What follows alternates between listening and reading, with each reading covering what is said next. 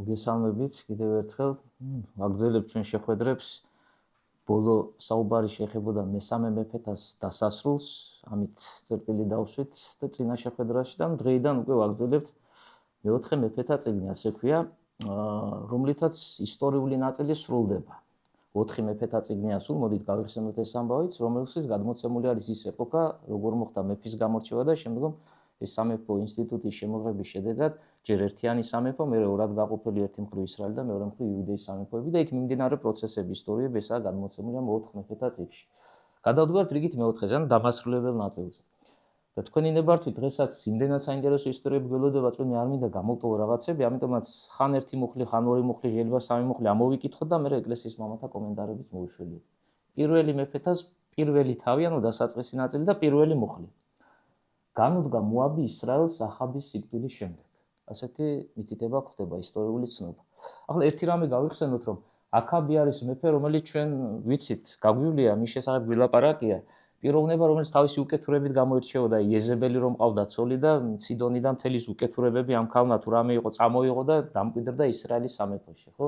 აი მის გარდაცვალებაზე, აქაბის გარდაცვალებაზეა ლაპარაკი, გარდაიცვალა და მოაბი, რომელიც ემორჩილებოდა თურმე მის დროს ისრაელის სამეფოს და მოაბი ერთ-ერთი წარმართული სახელმწიფოა. ის განუდგა. ხელისუფლება შეიცვალა რა, ხშირად ხდება, სანამ ახალი გამტკიცდება და ძალებს მოიკრიბავს, იმათ შეძლებს რომ პატარა ამოსუნთქვის საშუალება ქონოდა და უარი უთხრეს ისრაელს მორჩილებაზე. და მოდი მაინც გავიხსენოთ რა მოაბი ჩვენთვის არსებითი არ არის, მაგრამ რადგან ახსენებია, მოაბი არის რუთის სამშობლო. იქ დაიბადა, იქ გაიზარდა და მერე ისრაელში წამოვიდა ჯერ კიდევ ერთიანია იმპერიოების სახელმწიფო და კი ვიცი დავითის დიდი ბებია გახდა, ხო? მისი შთამომავალი არის დავითი და არა მხოლოდ მაცხოვარიც, სწორედ აი ამ ხაზით, გენეტიკური ხაზით, ბოოსი და რუთი, ბოოსი ქმარია და რუთი მეუღლე და აი მათი გენეტიკური ხაზით ევლინება ქვეყნიერებას ჯერ ღვთისმშობელი და მერე მუცლადღებული მაცხოვარი მისგან. აი ესე იგი მოაბი განუდგა ისრაელს და მორჩილებაზე უარი უთხრა და იმიტოა ეს ცნობა დაცული, შემდეგში რაღაცა მოხდება, აი ამ განდგომის, ასე ვთქვათ, განდგომილი სახელმწიფოს დამორჩილების მიზნით ისრაელის ახალი მეფე რაღაცას მოინდომებს და წინ და წინ გვატყობინებს მემატიანდი, რომ აი ესეთი პროცესი წარიმართა. ამგვარად განვითარდა მოვლენები. მეორე მუხლი ასეთია და გადმოვარდა აქაზია თავისი ზემოთვალის სარკმლიდან სამარიაში და დასნეულდა.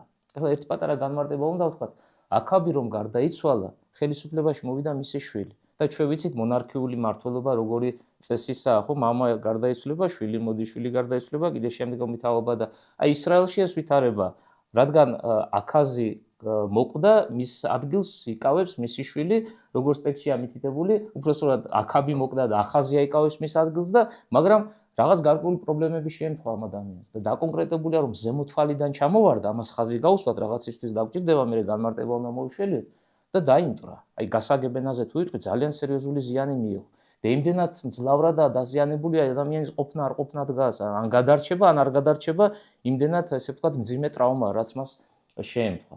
და ერთ ბარემ აქვე ვიტყვი ამ განმარტებას, ნეტარი ავგუსტინე ასეთ ეგზეგეტიკას გვთავაზობს, წმინდა წერილშიო, ჩვენო გვხვდება მსგავსი გამოთქმა, როგორ ზემოთვალიდან როგორ გადმოვარდა ვიღაც. არა მარტო ამ შემთხვევაში, აქ აგერ შეხვდა, მაგრამ კიდე სხვაგან არის მსგავსი ადგილები.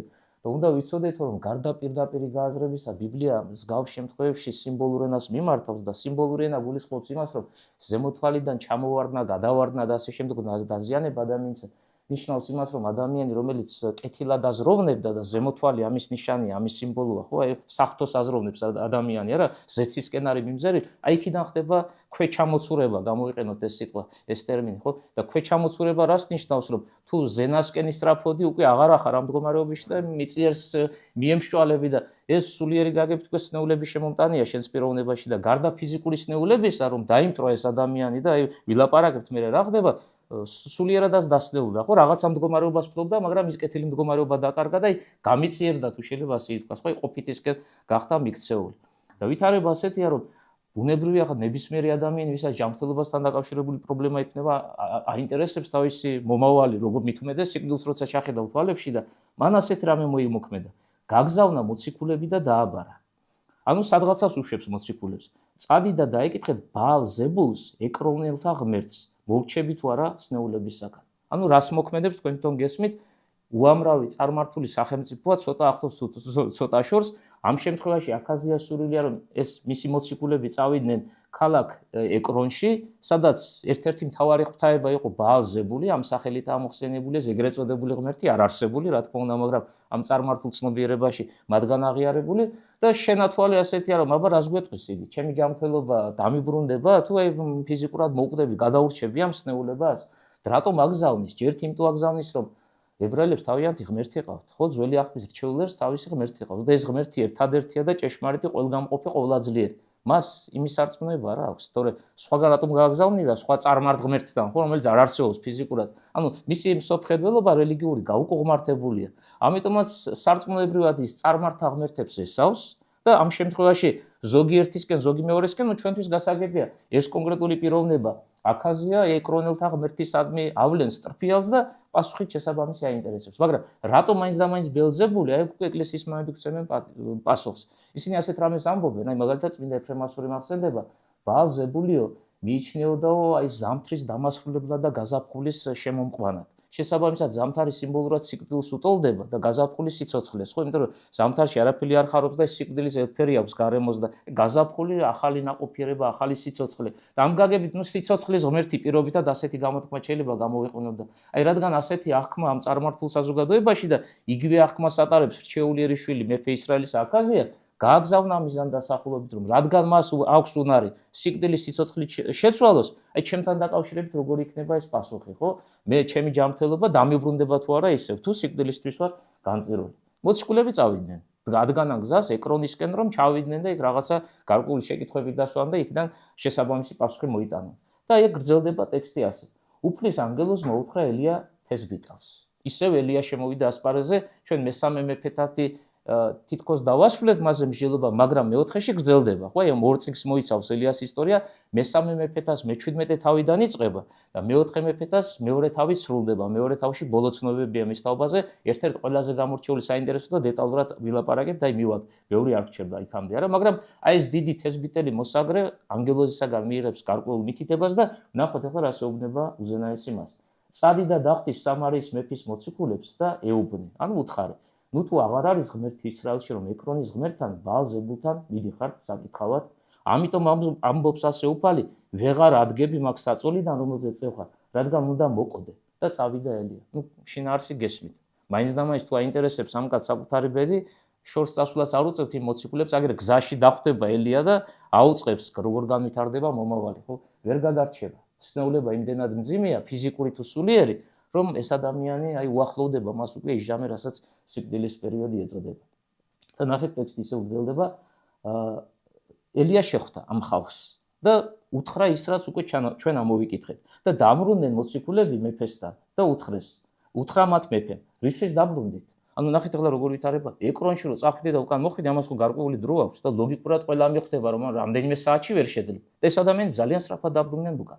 როცა ნახა მეფემ, რომ გაგზავნილები რაღაც ესე იგი ძალიან ყისიერი დროის გასვლის შედეგად უკან მოდიან ისევ, გაუკვირდა და შესაბამისი კითხვა დაუსვა, რომ რატომ მოხვედი? ჯერ ხო საქმე არ არის გაკეთებული, არა? მე ხომ პასუხი ვერ მექნება თქვენგან, ვერ ჩახვიდოდი და ვერ დაბრუნდებოდი. და პასუხი მათი ასეთია, უთხრეს, კაცი ამოვიდა ჩვენ შესახვედრად და გვითხრა, წადი და დაბრუნდით მეფესთან, რომელმაც გამოგზავნა და უთხარით, ასე ამბობს თქო უფალი, ნუ თუ აღარ არის ღმერთი ისრაელში, რომ ეკრონის ღმერთთან ბაალ-ზებულთან მიდიხართ სამკითხავად. ამიტომაც ვეღარ ადგები მაგ საწოლიდან, რომელზეც წევხარ, რადგან უნდა მოკვდე. ნუ ფაქტობრივად გამეორება იმისა, რაც სიტყვა სიტყვით ამბავი მოუტანეს, არც არაფერი მიამადეს, არც არაფერი არ გამოაგდეს, პირდაპირ აუწყეს რა იყო ნათქვამი. მაგრამ ვინ არის ეს კაცი დაკონკრეტებული არ არის, ხო? ამიტომაც დაინტერესდა მეფე აქაზია, ვინ უნდა ყოფილიყო ეს პიროვნება, ვინც ასეთი სითამამე გამოიჩინა და ფაქტობრივად სამეფო გეგმები ჩაშალა, ხო, მოციქულებს გადაადგილების საშუალება არ მისცა და ეკითხება მათ, როგორ გამოიყურებოდა ეს კაცი, წინ რომ შემოხვდათ და ეს სიტყვები გითხრათ. და უთხრეს მას, ბალანი მოსავს იმ კაცს და წელზე ტყავის სარტყელი არტყია და თქვა, ეს ელია თესბიტელი. ანუ როგორც კი აღუწერეს ვიზუალური მხარე როგორი იყო, ასე ელია დადის ისრაელის სამეფოში. სხვა ასეთი შესამოსლით ვერ ნახავ ასეთ ადამიანს და მით უმეტეს ის საქმე, რაც მან გააკეთა, მეფის წარგზავნილებს წინ გადადგომოდა ვიღაცა და უფლება ჰქონოდა, რომ შეეჩერებინა და გზა არ გაეგრძელებინებინა. ეს მხოლოდ ელია შეიძლება იყოს და აქაზია მარტივად მიხვდა ამ ამბავს და დასკვნა გამოიტანა, რომ წინასწარმეტყველი ელია შეხვედრია. და ნახეთ ახლა როგორ გრძელდება ტექსტი, მიუგზავნა მას, ანუ ამის შემდგომ მოქმედებს ასე მეფე, მიუგზავნა მას, ანუ ელიას 50-ის თავი თავისი 50-ეულით და ავიდა მასთან და აჰა მთის თხემზე ზის ელია. ეუბნა მას, ღვთისკაცო მეფე გეუბნება ზერს ჩამოხვიდე. ცოტა შემჭიდროებული ტექსტია და მე პატარა განმარტებას დავურთავ. ვითარება ასეთია, როგორც კი მეფე მოისმინა, რომ ელია მას სიკვდილი შემოუთვალა წინასწარმეტყველების სახით.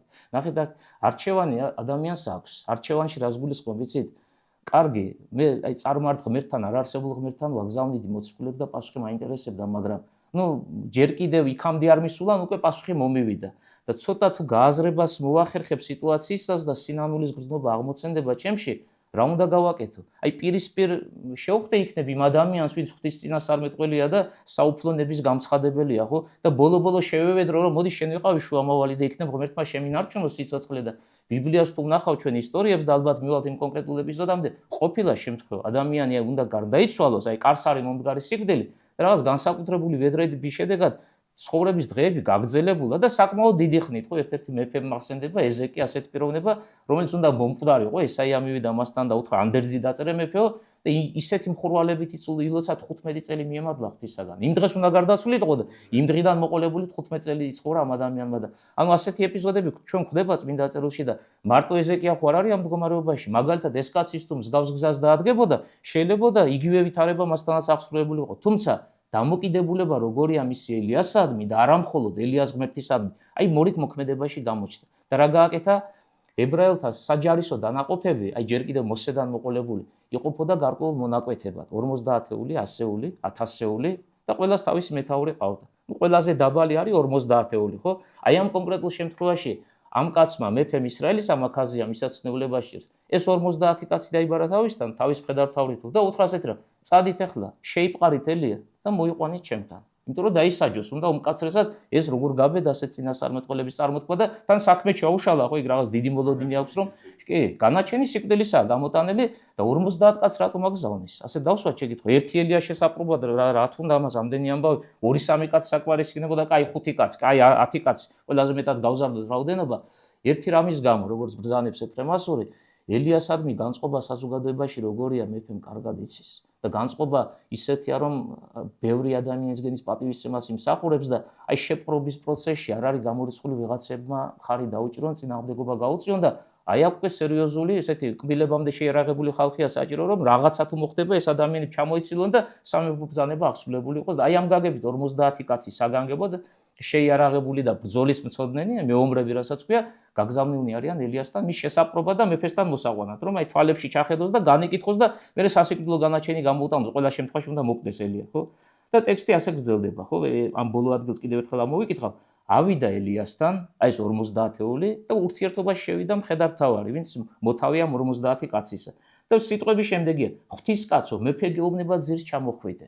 ანუ მიმართვის ფორმა არის ღვთისკაცო და ჩვენ ახლა ასე ცალკე თუ ავიღებთ, კარგი ფორმაა, იმიტომ რომ ელია მართლა ღვთისკაცია, შუამავალია ღმერთსა და ისრაელს შორის, ღმერთსა და კაცობრიობას შორის, ასე შეიძლება ვთქვათ. მაგრამ სინამდვილეში როგორც ეკლესიის მამები გეუბნებიან, ისეთი რაღაცა მოხდება ახლა რამდენიმე წამში ამას ჩვენ ამოვიკითხავთ. აი ეს მიმართვა ღვთისკაცო გულწრფელი კი არ იყო, აი ვიღაცას რომ პატივისცემდა ისე ეუბნები ამას, დამცინავი იყო, ირონიული იყო.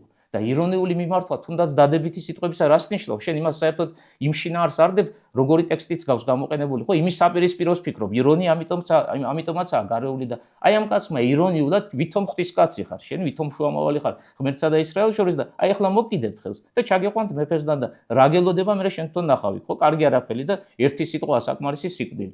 და მიუგო ელიამ და უთხრა 50-ის თავს, თუ მე ღვთისკაცი ვარ, ცეცხლი ჩამოიჭრას ციდან და შთანთქა შენი 50 კაცი თურთ. და როგორც კი ეს სიტყვები თქვა ელიამ, მაშინვე ასე დადგა შედეგი, ჩამოიჭრა ცეცხლი ციდან და შთანთქა მისი 50 კაცი თურთ. ანუ ეს მოწინავე ვინც იყო, მხედართმთავარი, ხო, გამოვიყენოთ ეს ტერმინი, თავისი 50 კაცი თურთ, აი ამ ზეციდან გარდამოსულმა ცეცხლმა შემოსრა, როგორც ავტორი გეუბნება ამ კონკრეტული ისტორიის. ახლა ნახეთ როგორ გაგრძელდა ამბავი. კვლავ მიუგზავნა სხვა 50-ის თავის 50-ეული თურთ. ანუ მეფემ ხელახალი ბრძანება მიიღო და ახალი 50 კაცი გაუშვა თავისი მხედართმთავართან ერთად. ტექსტი არ იცვლება. ნახეთ, შინაარსი იგივეა, რაც მოვისმინეთ. მიუგო და ეუბნა მას, ღვთისკაცო, ასე ბრძანებს მეფე, ჩამოდის სასწრაფოდ. ანუ ამანაც იგივე ტერმინი გამოიყენა. ოღონდ განმარტება უნდა გავიმეოროთ. სინამდვილეში გულწრფელად კი არ ამბობს ამ სიტყვას ღვთისკაცო ელიასად, ისევ ირონია და თუ ირონია რა ვთქვით ჩვენ, სადაც ირონია და ყველაზე კარგი ტერმინით მიმართავ ადამიანს, იმის საპირისპირო შინაარს მოიაზრებ მაშინ და აი ას ვითარება ელიას პასუხი. ესეც აი გეცნობებათ წეღა რაც თქვა ელიამ, თუ მე ღვთის კაცი ვარ, ცეცხლი ჩამოიჭრა ციდან და შთანდგა შენი 50 კაცი რთული და ჩამოიჭრა ცეცხლი ციდან და შთანდგა იგი თავისი 50 კაცი რთული. ანუ ისტორია გამეორდა. მეორე ჯერზე მისული 50 ადამიანი თავიანთი წინამძღოლით თუ ცეცხლმა გადაყლაპა შეიძლება ასე ითქვას, შემოსვრა ისინი. ახლა როგორ განვითარდა მესამე ჯერზე ამბავი. ისევ 50 კაცი შეკრიბა აკაზმა 50-ეული. ისევ ხელმძღვანელი გამოიყო ერთ-ერთ პიროვნება და გააგზავნა აკაზიამ სახელი შემეშალა, გააგზავნა ისევ ელიასთან. ქარმელის მთაზეა წინასწარმეტყველი, ესეც დავაკონკრეტოთ, ქარმელის მთა ის მთა, რომელიც ჩვენ აქამდე შეგვხედრია, ხო? სადაც როგორ გითხრათ, წინასწარმეტყველი ხშირად გამოჩნდებოდა ხოლმე და ის მსხვერპლშეწირვები ბაალისადმი თუ ჭეშმარიტი ღმერთისადმი, იქაც ცეცხლის გარდამოვლენი დადასტურდა, ვინ არის უზენაესი, ესე იგი ელიასი და რომ არ არსებული ღმერთია ბაალი. და აი მესამე 50-ულთან დაკავშირებით მოვლენები წარიმართა სხვანაირად და მოდით ეს ადგილიც ამოვიკითხოთ. მესამედ მიუგზავნა 50-ის თავი, თავის 50-ეული თუ დავიდა მესამე 50-ის თავი და მუხლი მოიყარა, ნახეთ აქ უკვე მოქმედება სხვა არის. ისინი არც ერთი არ იყვნენ მუხლს, არც პირველი, არც მეორე. ამან მუხლი მოიყარა. მუხლის მოყრა რას ნიშნავს? კი გვესმის, თაყვანს სცემს, პატივს მიაგებს ელიას და გულწრფელი მოქმედება ნახავთ, მე განმარტებებსაც ვიტყვით. მუხლი მოიყარა ელიას წინაშე, შეევედრა მას და ეუბნა. აქ უკვე ვედრება უძღვის წინ. რამეს ირონიული მიმართვა კი არ არის და დამცინავი ტექსტი არა, ევედრება მთელი გულით როგორც სიტყვია. და რას ევედრება? ნახეთ, სიტყვები ღვთის კაცო. ტერმინი არის ცვლება. რაც იმათმა თქვეს, იმ ორმა იგივეს ამბობს ესეც, მაგრამ აი წინ და წინ გეუბნებით, ეს არ არის ირონიით ნათქვამი სიტყვები. ეს არის გულწრფელი მიმართვა, აი რასაც ფიქრობს ადამიანი შინაგანად და რაშიც დარწმუნებულია. იმავეს გამოხატავს სიტყვებით. ღვთის კაცო, ფასი დასდე ჩემს სიცოცხლეს და 50 კაცის შენი მსახურების სიცოცხლეს შენ თვალში. ანუ ვინ ყოფილან ეს ადამიანები კრებული, როგორც ეს წინამძღოლი 50-ულის, ასევე ყველა შემადგენლობაში ვინც კი შედის, ელიას მსახურები არიან, მაგრამ ჩვენ უფრო ესე გავაშინაარსოთ. ელიას მსახურება ნიშნავს ღვთისადმი მსახურებას, ანუ ერთგულები იმ ღმერთისა, რომელსაც გამოიყენოთ ეს ებრაული სიტყვა იაჰვე ეწოდება, მყოფი ეწოდება, მე ვარ რომელი ვარ ეწოდება, ხო თუ განმარტებებს მოვიტან შესაბამის აი იმ კონკრეტული ტერმინისა. ამიტომაც რადგან ეს ხალხი ჭეშმარიტი მორწმუნენი იყვნენ, 7000-ში რომ შედიან, ელიას რომ უთხრა ღმერთმა ბაალისთვის რომ მუხლი არ მოუყრიათ, არა? დამოკიდებულება მადამ ისეთი არ იქნება, როგორც პირველი 2:50-ულისადმი და ტექსტი გვეუბნება შემდეგს. ნახეთ, ისევ მოვიშველიოთ სათანადო ადგილი. ახაციდან ჩამოიჭრა ცეცხლი და შთანდგა ორი წინა 50-ის თავი, თავის 50 კაცთან ერთად. ახლა ფასი დასდე ჩემს სიცოცხლეს შენს თვალში. ანუ ემუდარება ეს ადამიანი რომ შეგვიწირა, ისევე როგორც ის წინა, აქ ჩვენ გავაერთიანოთ ასეული არა, ერთი 50 ცალკე და მეორე 50 ცალკე. ეკლესიის მამები ყურადღებას აქცევენ ამ კაცის ვედრებაში ერთ მოვლენას. როგორ არის იცით? მე თუ მხოლოდ ჩემ თავზე ვფიქრობ და ჩემი სიცოცხლე და ზოგადად სიცოცხლე ძვირფასია, ხა ნებისმიერს გაუკუღმართებულია თუ არ არის გაუკუღმართებული, ყველას ეძვირფასება სიცოცხლე, მაგრამ აი ადამიანი, რომელსაც საკუთარი სიცოცხლე ეძვირფასება, თუმცა აი როგორ გითხრათ, მასში სიყვარულის განსაკუთრებული სათნოება არ არის გაცოცხლებული, ის ფიქრობს საკუთარ თავზე. აი სხვები, მე როცა მიჭერს მაშინ, ჩემი თავია საფიქრებელი და სხვებმა თავიანთ თავს მიხედონ, ხო? ეს კაცი რას ევედრება წინასწარმეტყველს? მე განამარჩინე უგიარობდნენ. მე და ჩემთან ერთად ყოფი ადამიანები და აი რადგან ხაზგასმა მაძეც კეთება თანხლებ პირებზე, აი ეს გვიჩვენებს მის შინაგან სამყაროს, რომ მიტოვებული არ აყავს ეს ხალხი. მარტო საკუთარ თავზე მზრუნველი არ არის და ვინც მარტო თავის თავზე არ ზრუნავს, ეს ადამიანი რას ფლობს? ეგ ტერმინი გამოვიყენე შესაბამისად, სათნოების ფლობელია. სხვაზე ზრუნვის უნარი გააჩნია და ჩვენ კიდე შევხვდება ბიბლიაში სხვაზე ზრუნვით, რომ შეიძლება ადამიანის მდგომარეობა შევიმეცნოთ, მივალთ იმ კონკრეტულ ადგილამდე და მე ეს პარალელი შეგვიძლია გავავლოთ, ხო? აი, როდესაც ელიამ დაინახა ამ ადამიანების მდგომარეობა როგორია, რომ ესენი ღვთისმსახნო ხალხია, ტექსტი ასე გაგრძელდა. მოდით მოვიშველიოთ სათანადო ადგილი. ეუბნა უფლის ანგელოზი ელიას და უთხრა: ჩახტევი, ნუ გეშინია მათი. და ადგა ელია და ჩავიდა მათთან ერთად მეფესთან. ანუ გადმოყვა ყველანაირი რაღაც საშკელის გარეშე, მუხარის გარეშე და კი, წავიდა მეფესთან შესახვედრად პირისპირ. აი, ერთი წუთით შევჩერდები. ჩემთვის პირველად როცა წავიკითხე ეს ეპიზოდი, რა ვიფიქრე, იცით? კი, მაგრამ საიდან შეგვიძლია ჩვენ დავასკვნათ, რომ აი ეს მესამე 50-ულის მეთაური, ან ზოგადად ყველანი ისინი ერთი განწყობის ხალხია, მეტნაკლებობით, ამაში კიდევ უფრო აღმატებული ამ ერთში ვინც სათავეში დგას, გულწრფელები არიან თავიანთ სურვილში. რა გაგებით, იცით, რატო ვიფიქრე ეს? გავიგე რომ პირველი 50-ელი მივიდა და ცეცხლმა ჩაყლაპა. მეორე 50-ელი მივიდა და ცეცხლმა ჩაყლაპა. შეიძლება იმ კაცსაც საერთოდ არ მწამს და არ მჯერა და არ მეპიტნავება ბოდიში ამ გამოთქმაზე, მაგრამ მე შენი ადამიანი ვარ და მოდი ახლა ვიმსახიობებ და ცოტა ისე მოვიქცევი რომ იქნებ მოვატყუო და იგივე რისხვა თავს არ დამატყდეს, არა? აი გულწრფელი რომ არის მისი აღიარება და ეს არ არის თამაში და თუნდაც ის ღვთისკაცო როგორც მიმართა ის ალალია და რასაც ფიქრობდა იმას ეუბნებოდა, აი ამის დასტური რა გვაქვს. და ნახეთ, მე ძალიან მარტივად ყოფილა ამბავი. მეორე 50-ეულს და მის წინამძღოლს აქვს თუ არა გამოცდილება, რომ ცეცხლი გარდამოდის და თქავს 50 კაცს თავისი წინამძღოლით. კი, იმიტომ რომ წინ პირველი 50-ეული მივიდა. იმან რატო არ შეცვალა არაფერი? მას ხო გამოცდილება აქვს? მის წინ ხო მივიდნენ უკვე ადამიანები და ისინი ცეცხლმა ჩაყლაბა. ამიტომაც გამოცდილება მარტო საკმარისი არ ყოფილა. პირველის გამოცდილება მეორემ არ გამოიყენა, რატომ? იმიტომ რომ იმავე გზაზე დგას, რაც პირველის ხელმძღვანელია და ის 50 კაციც იმავე გზას მიყვება. მაგრამ აი რაც შეეხება მესამე 50-ეულს, იქ უკვე შინაგანი სამყარო განსხვავდება იმ პირველი ორისაგან და აღიარება, განცდა, დამოკიდებულება ელიასადმი ჭეშმარიტია და პასუხით შესაბამისი. და მეორე მხარეც არის. შეიძლება ჩვენ ერთმანეთი მოვატყუოთ, ადამიანები ვარ და აქვს ადამიანს უნარი ახლა ისე ვიმსახიობო, აი დიდი ნიჭის თუ ვარ, რომ თქვენ დაგაჯეროთ რაღაცები, მაგრამ ღმერთი გულთამხილავია, იმას ვერ მოვატყუებ და აი ღმერთმა დაინახა რამ ადამიანების მდგომარეობა, ცეცხლის გარდამოვლენა აღარ ხდება და როგორც ავთქვით, ეს ადამიანები სიცოცხლეს ინარჩუნებენ. მაგრამ ელია მათ მიყვება და ხდება შეხვედრა მეფესთან. ეხლა ვნახოთ ეს დიალოგი და ფაქტობრივად პირველი თავის დასასრულისკენ გავედით, უკვე ბევრი აღარ დავრჩა რომ წერტილი დავსვათ. პირისპირ მოხდა შეხვედრა აკაბისა და აკაზიასი და ელიასი. ეუბნა მას, ანუ ელია მიმართავს მეფეს. ასე ამბობს უფალი, რა კი ბაალზებულთან ეკრონის ღმერთთან გაგზავნე მოციქულები სამკითხაო თითქოს არ ყოფილიყოს ისრაელში ღმერთი, რომ დაგკითხოდი იმის სიტყვას, ამიტომაც ვერ ადგები მაგ საწოლიდან, ანუ საერთოდ საწოლა ჩავარდნელი აგერ ეს დეტალი მანამდე არ ყოფილა და აქ გამოკვეთილია, ხო? ვერ ადგები მაგ საწოლიდან, სადაც ევხარ, რადგან უსათუოდ მოკვდები. უპირობოა ეგ ამბავი, ამას არაფერი არ ეშველება, არაფერი არ შეიცვლება, არაფერი არ გადაითქმება. და მოკვდა, იქვეა შედეგი მოტანილი, მოკვდა კიდეც უფლის სიტყვისამებრ, როგორც იუბნა ელიამ და მის ნაცვლად იორამი გამეფდა იუდას მეფის, იორამ იოაშის ძის მეორე წელს, რადგან მას ძე არ ყოლია. და მოხდა ცვლილება ხელისუფლებაში აკაზიას მაგივრად, რომელიც პირმშოშვილი იყო, პირველი შვილი იყო, ამიტომ მოვიდა ის ხელისუფლებაში აკაბის სიკვდილის მერე და ვიცით ეს რიგითობაც წმინდა წერილში და არა მხოლოდ ასეთია, პირველი შვილია როგორც წესი პრეტენდენტი სამეფო უფლებებისა, მაგრამ თუ რაღაცა მოხდება და ადამიანები ვარ და ის პირმშოშვილი მოკვდება, მერე აქვს უფლება ძმას რომ ჩაენაცვლოს და აი ამ შემთხვევაში აკაბის გარდაცვალების მერე უკვე მეორე მეფე მოვიდა ხელისუფლებაში და ეს შვილი მისი მეორე შვილი იორამი არის, რომელიც ჩაენაცვლა აკაზიას, ხო? და ამას გვაუწყებს ტექსტი. აკაზიას დანარჩენი საქმეები, როგორც იქცეოდა იგი ისრაელის მეფეთა მატიანეშია ჩაწერილი. ამით დასრულდა პირველი თავი. და მოდით ახლა პატარა შესავალი გადავდივართ მეორე თავზე, რომელშიც გადმოცემული არის, მე ეს თქვი კიდევაც დასაწყის ნაწილში და კიდევ ერთხელ მინდა გავიმეორო, წმინდა წერილში ერთ-ერთი ყველაზე იდუმალებით მოცული ისტორია, რომელიც აი ჯერთი რომ მკითხულობ, ხვდები რომ რაღაც განსაკუთრებული მისტიკით არის ახსავსე და საეკლესიო განმარტებებით ვარ მოიშველია, ვერ გაიგებ რა ხდება, ხო შედეგი როგორი დადგა და ამიტომაც წავიკითხო და თან შიგადაში განმარტებები დავურთოთ. რაღაც აი ერთ-ერთი ყველაზე გამორჩეული სასწაული აღესრულება, თუ კი რამ სასწაულები ხდება ძველი აღთქმის წიგნებში და ამაზე მოგვიწევს ახლა ჩვენ საუბარი. და ნახეთ როგორ იწყება ტექსტი.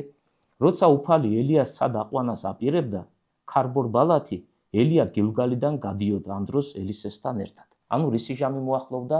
ელიას მოღვაწეობა, როგორც ჩვენ ადამიანები ვარ და სადღაცა ჩვენი სიცოცხლე სრულდება, ამ ადამიანის ამ ქვეყნიური მოღვაწეობა უნდა დასრულდეს. მაგრამ აი მე პირველი შეხვედრისას მე 17 თავის განხილვა სანამ დავიწყებდით, გახსოვთ ორი წყარო მოგიტანეთ და ამოვიკითხე, ერთი დიდი სვინაქსარი იყო და მეორე ჟამი. და იქ თქვით ასეთი რამე, რომ ელიას ზეცად აღტაცება მოხდა ცოცხლად, როგორც ეს კონკრეტული წყაროები გვეუბნებიან, თუმცა რა თქმა უნდა წმინდა წერილს ეფუძნებიან და ეს არის ადამიანი, ვისაც ფიზიკურად სიკვდილი არ განუცდია. და ასეთი ჩვენ ბევრი არ ვიცით, ორადორი კაცია ადამიანის ისტორიაში, ადამიანის მოდგმის ისტორიაში, ხო? ერთი ენუქია, ვახსენოთ, დაბადების წიგნშია მის თაობაზე გადმოცემული ამბავი და მეორე წინასწარმეტყველი ელია. უბრალოდ ელიას შემთხვევაში განსხვავება ისაა, რომ ელიაზე ძალიან ვრცელი აღწერილობაა და ენუქზე მოკლე უწყება დადიოდა ღმერთთან და არ იყო. აი ეს ერთი ციტატაა, სულ რამდენიმე სიტყვისგან შემდგარი და აი ღმერთთან რომ დადიოდა და აღარ იყო ენუქი, კომენტატორები გვეუბნებიან, რომ აღარ იყო ნიშნავს იმას, რომ აღიტაცა ღმერთმა ცოცხლად სიკვდილის განცდის გარეშე და მაგრამ ელიაზე უკვე დაკონკრეტებულად არის. აქ არ გვჭირდება ჩვენ თუნდაც საეკლესიო განმარტება, ხვდები ტექსტიდანვე რომ აღტაცება მოხდა, მაგრამ აი როგორ მოხდა, რა მოხდა, აი იმისთვის რა თქმა უნდა მე განმარტებას ვიყენებ და მივალთ იქამდე ბევრი არ დარჩენილი. ხო, აი სად არის აღტაცებული, ამისთვისაც საეკლესიო წყაროების მოუშვილოთ, რაც ბუნებრივია და საინტერესოა და ჩვენი შესაძლებლობების პარალელში ეს საკითხები განვიხილოთ. და მოდით ახლა კიდევ ერთხელ ნახეთ, თავიდან ამოვიკითხავ, როცა უფალი ელიას სად აყვანას აპირებდა, მის მოღვაწეობას აქვს თავისი დასასრული. არ შეიძლება ადამიანი რაღაც დაუსრულებლად მოღვაწეობდეს, მარადიულები არა ვართ, ხო, ამ ქვეყანაზე მოსული, სადღაცას წერტილის დასმას განეკუთვნებს და მართალი არ მოკვდება ეს, ანუ სხეული და სული ერთმანეთს არ გაეყრება, მაგრამ სადღაცას მისი მოღვაწეობა უნდა დამთავრებულიყო და მდგომარეობა უნდა შეეცვალა, თუ შეიძლება ასე ითქვას, ფიზიკური ადგილსამყოფელი უნდა შეეცვალა, ალბათ ჯობია ასეთი განსაზღვრება მოვიტანო და აი ეს ჟამი დადგა. და სხვათა შორის მახსენდება მითითება გვაქვს ასეთი ჟამში ჩვენ რომ მოვიკითხეთ ახლა გამახსენდა რამდენი ხანი გაგრძელდა ვინმე თუ შეკითხვას დასვამს ელიას საწინასწარმეტყველო ღვაწლი 25 წელია დასახელებული ჟამის იმ სათანადო შეკვეცილ მოკლე ისტორიაში ყველაფერია ჩამოთვლილი და მათ შორის ეს თარიღიც არის განსაზღვრული. აი ეს 25 წელი უკვე დასასრულს 25 წელია შეიძლება ასე დავაკონკრეტოთ. და ელია იმყოფება გილგალი. ან ძველ ქართულად გალგალი, ძველ ქართულში ასეა ეს ტერმინი დაცული. ელია გალგალიდან გადიოდა ამ დროს ელისესთან ერთად. ანუ მის გვერდით მარტო კი არ არის ელისია და მე გაგახსენებთ ვინ არის ელისე?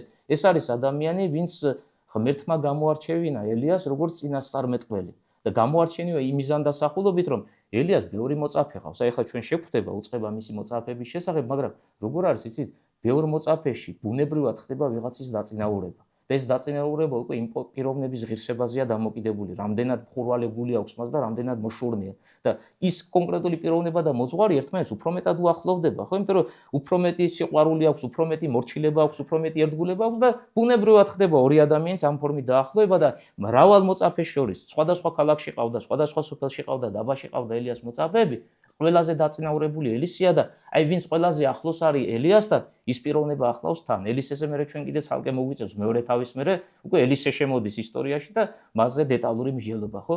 და გამოდიან გალგალიდან, როგორც ტექსტშია მითითებული. და უთხრა ელიამ ელისეს: "აქ დარჩი, რადგან ბეთილში მაგზავნის უფალი." ანუ ნახეთ როგორი მითითება, გალგალიდან გამოდიან და მოდით გავიხსენოთ გალგალი რა სივრცეა, ჩვენ ამაზე დეტალურად ვილაპარაკია თავის დროზე ისუნავესის წიგნი. ებრაელებმა გადალახეს მდინარე იორდანე აღმოსავლეთიდან დასავლეთისკენ, შევიდნენ აღთმულ ქვეყანაში, აი კიდობანი რომ შევიდა წყალში და ორად გაიპო იორდანი და როგორც ხმელზე ესე გავიდნენ. და პირველი სივრცე, სადაც 12 ქვა გამლაგდა წრიულად, ღვთის მითითებით ხდება ეს ამბავი, ღმერთი ავალებს ისუნავეს და იორდანიდან ამოატანინებს 12 დიდლოდს და წრიულად დაალაგებინებს. აი ამ სივრცეს ეწოდებოდა გალგალი. და რადგან პირველი სამკვიდრებელი აღთმულ ქვეყანაში ებრაელებისა გალგალი იყო, აი სადაც 12 ქვა განთავსდა, პირველი მსხვერპლშეწირვების ადგილი გალგალი იყო, პირველი პასექის ადგილი გალგალი იყო, ზეციდან მანანა რომ არ გარდამოვიდა და პირველად იმყოფებიან უკვე ამ სივრცეში, ესეც გალგალია, განსაკუთრებული ღრმა რელიგიური შინაარსით დაიტვირთა ეს სივრცე და როგორ არის იცით, წარსულში მომხდარი განსაკუთრებული რელიგიური მოვლენებია, რაღაც έτσι სულიერი საკითხები, ასე შევაფასოთ, უკვალოდ არ ხრებოდა და ისტორიას ახსოვდა ეგ ამბავი, ადამიანებს ახსოვდათ ეს ამბავი და აი წარსულის გამო ის კონკრეტული სივრცე ადგილი თავის სიწმინდეს ადამიანების ცნობიერებაში ატარებდა. ამიტომაც გალგალი ერთ-ერთი გამორჩეულია მთელი შემდგომი საუკუნეების განმავლობაში და ყველა თაობამ ეს კარგად იცის, რა გაგებითაა გამორჩეული და რა ფუნქციას განეკუთვნებდა იქ. აი აქედან გამოდიან, ამას გვეუბნება ტექსტი, გალგალში იმყოფებოდნენ,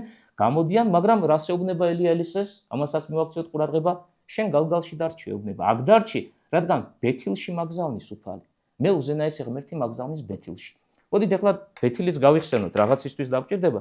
ბეთილი რა ადგილია? გალგალი ვთქვით უკვე, გავიხსენეთ ძველი ისტორია და ავადგინეთ შინაარსს.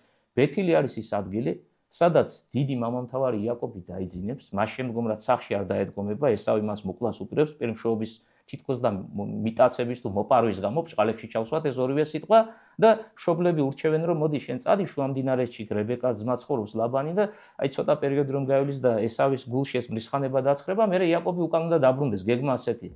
და იმ მსვლელობის პერიოდში ხა ასე მყისიერად და მალე ვერ ჩავიდო და გზაში დაიძინა. და რომ დაიძინა ცნობილი სიზმარი ნახა, ჩვენ ამ სიზმარზე ვილაპარაკია და განმარტებებიც გვითქვამს, კიბიაზე ცამდე ადგმული, კიბის თავზე უფალია და ანგელოზები ადიან და ჩამოდიან, დეტალებში არ შევდივარ, ხო? ისე ძველ ისტორიას აღარ დაუბრუნდებ და აი ამ სივრცეს ეწოდა ბეთილი, რაც ქართულ თარგმანში ნიშნავს ღვთის სახლი. ისევე როგორც ზოგჯერ ეშლებათ ბეთლემი. ბეთლემი სხვა სივრცეა. პურის სახლი ასე ითარგმნება, ხო? ბეთლეხემ ებრაულად ასეა და ეს არის ბეთილი, ღვთის სახლი. სხვადასხვა გეოგრაფია, ლუკაზეც რო დავხედოთ, ერთი ბეთილია და მეორე ბეთლემი. და აქედან მოყოლებული ეს ყველა მიცი შემდგომა თაობებმა კი არა, ჩვენც ვიცით აგერ 21 საუკუნეა, რადგან იაკობ მამამთავარმა იქ სიზმარი განჭვრიტა და ეს სიზმარი ესეთი სიზმარი არ იყო ყოფით, ახლა ჩვენ რო ვიძინებთ რაღაცა გვესიზმრებ. ეს იყო თეოფანია. ოღონდ ძილში წარმოჩენილი უზენაესი ღმერთი ამ დიდი მამამთავრის წინაშე ეს სივრცე, ეს ადგილი, ქალაქი, მე უკვე ქალაქად იქცა, ხო?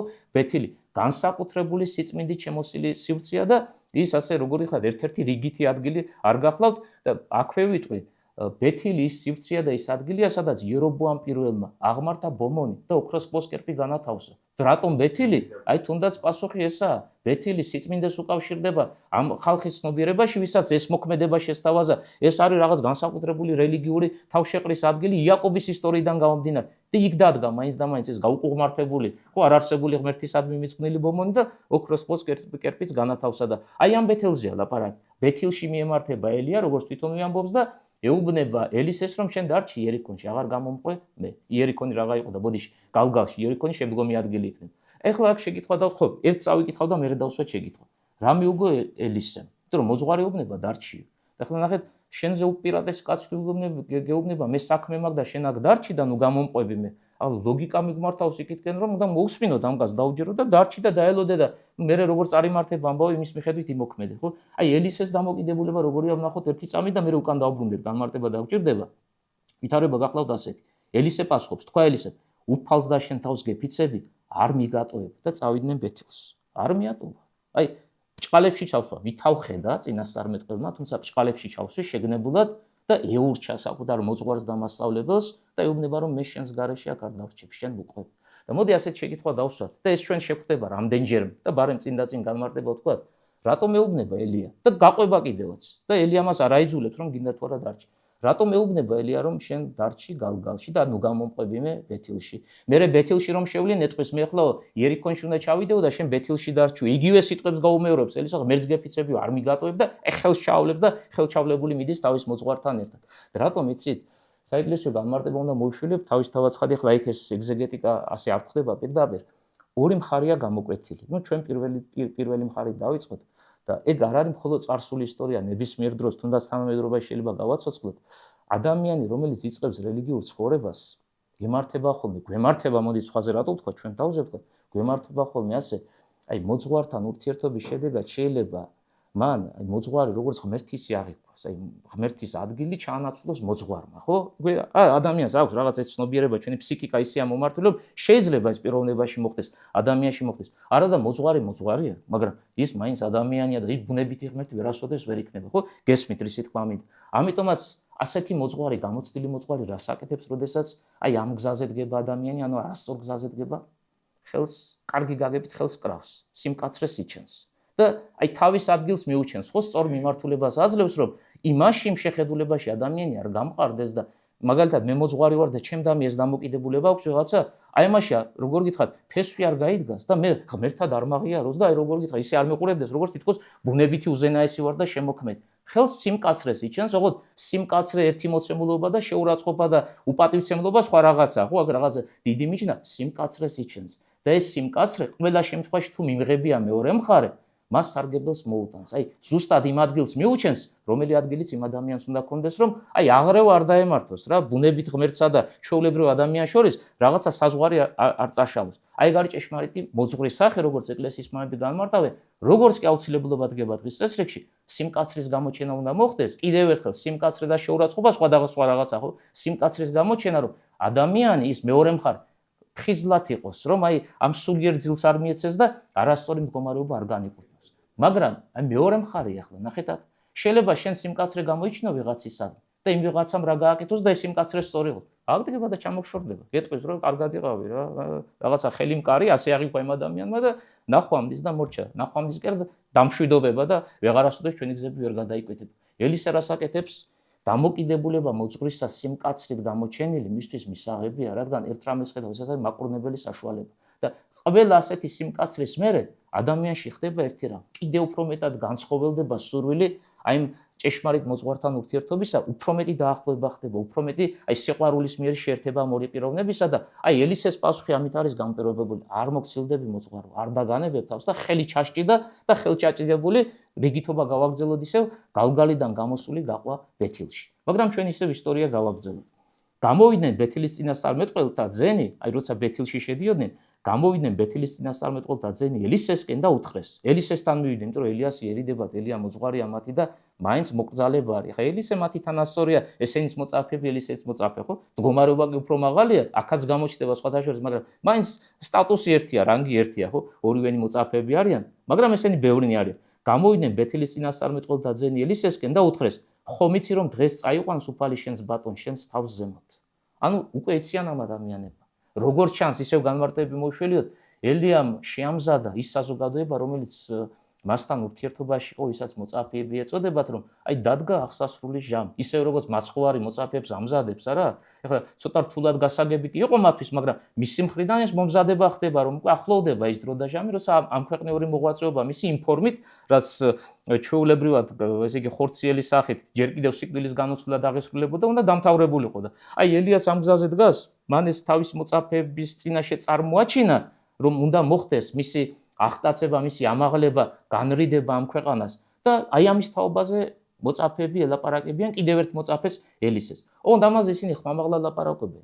იმასთან, ვინც მათი ტოლია, ხო, აი რაღაც დაბყოლების გარშე. აი ელისეს პასუხია საინტერესო, რას ეუბნება ელიცე. ნახეთ, როგორი მითითება. და თქვა, მეც ვიცი დადუმდით. ელისეს პასუხი ასეთი, მეც ვიცი რომ ეს მოხდება დადუმდით. აი ეს სიტყვა დადუმდით არის ძალიან საინტერესო, რა გაგებით, იცით? აი ამ ერთ სიტყვაში გაცხადებულია დამოკიდებულება ელიასადმი და დამოკიდებულება მოწაფეებისა, სხვა მოწაფეებისა იმავე მოძღვრისადმი, ანუ ელიასადმი. და რას გულისხმობ, იცით? შეიძლება ჩვენთვის სიწმინდეა და ყველა ჩვენგანი პატივისცემს ამ სიწმინდეს, მაგრამ ვიღაცაში თუ უფრო აღმატებული მდგომარეობაა, აი ეს აღმატებული პატივისცემა სიწმინდესადმი მას ლაპარაკის საშუალებას არ მიცემს. რატო? ის რაც ძვირფასია და შეუფასებელია, სიტყვას არ ექვემდებარება. ამიტომაც მოწაფეებს თავისუფლად შეუძლიათ ამის შესახებ ლაპარაკონ ამ საიდუმლოს თაობაზე, იმიტომ რომ ბოლომდე არ აქვს შემეცნებული ეს რას ნიშნავს, ხო? ისევ ადამიანურად უყურებენ, ყოფითად უყურებენ. როგორ უყურებენ ახავთ ამას, ცოტა ხანში ვილაპარაკეთ. ელისემ კარგად იცის რაც მოხდება. რომ ეს ამაღლება არ არის ჩვეულებრივი ამაღლება. მე შეგიძლია წახვიდე და ეძებო ისევ ელია, როგორც ეს ადამიანები ფიქრობენ, ხო? მოგვიანებით შეხვდება მე ეს კონკრეტული ეპიზოდი, ასეთ რამეს იტყვიან წინსრებით ვიტყვი, როცა მართლა ამაღლდება ელია. ჩვენ უყავსო ხალხიო. აი ხა გაუშვებთო ისრაელის სამეფოში და მოივლიანო და მოძებნიან. სადმე უფალი აიტაცებდა და სადღაცას იმყოფებაო ელიაო და მოძებნი და ისევ დავიბრუნებ ჩვენ მოძღვარს და ელის ეუბნება არ გინდა და არ გააკეთოთ ეს. იმიტომ კარგად იცის ვერსად ვერ მოძებნი ელიას. ამაღლება ესეთი ფორმით მოხდა, რომ დამთავრებულია ხორციელად ფიზიკურად, რაც არ უნდა ეძებო, მთელი მსოფლიოები შემოიარო, მას ვერსად ვერ მოიხელთებდა. აი რადგან მან ეს საიდუმლო ყველაზე ღრმად განჭვრიტა, რატომ განჭვრიტა ყველაზე ღრმად? ყველაზე მეტად ეძვირფასება. და რადგან ყველაზე მეტად ეძვირფასება, აი ეს გვიჩვენებს იმას, რომ აღმატებული მოწაფეთა შორის სწორედ ეს პიროვნება ელისია და კიდევ ერთ რამეს გეტყვით. არც ერთი მოწაფის სახელი ჩვენ არ ვიცით.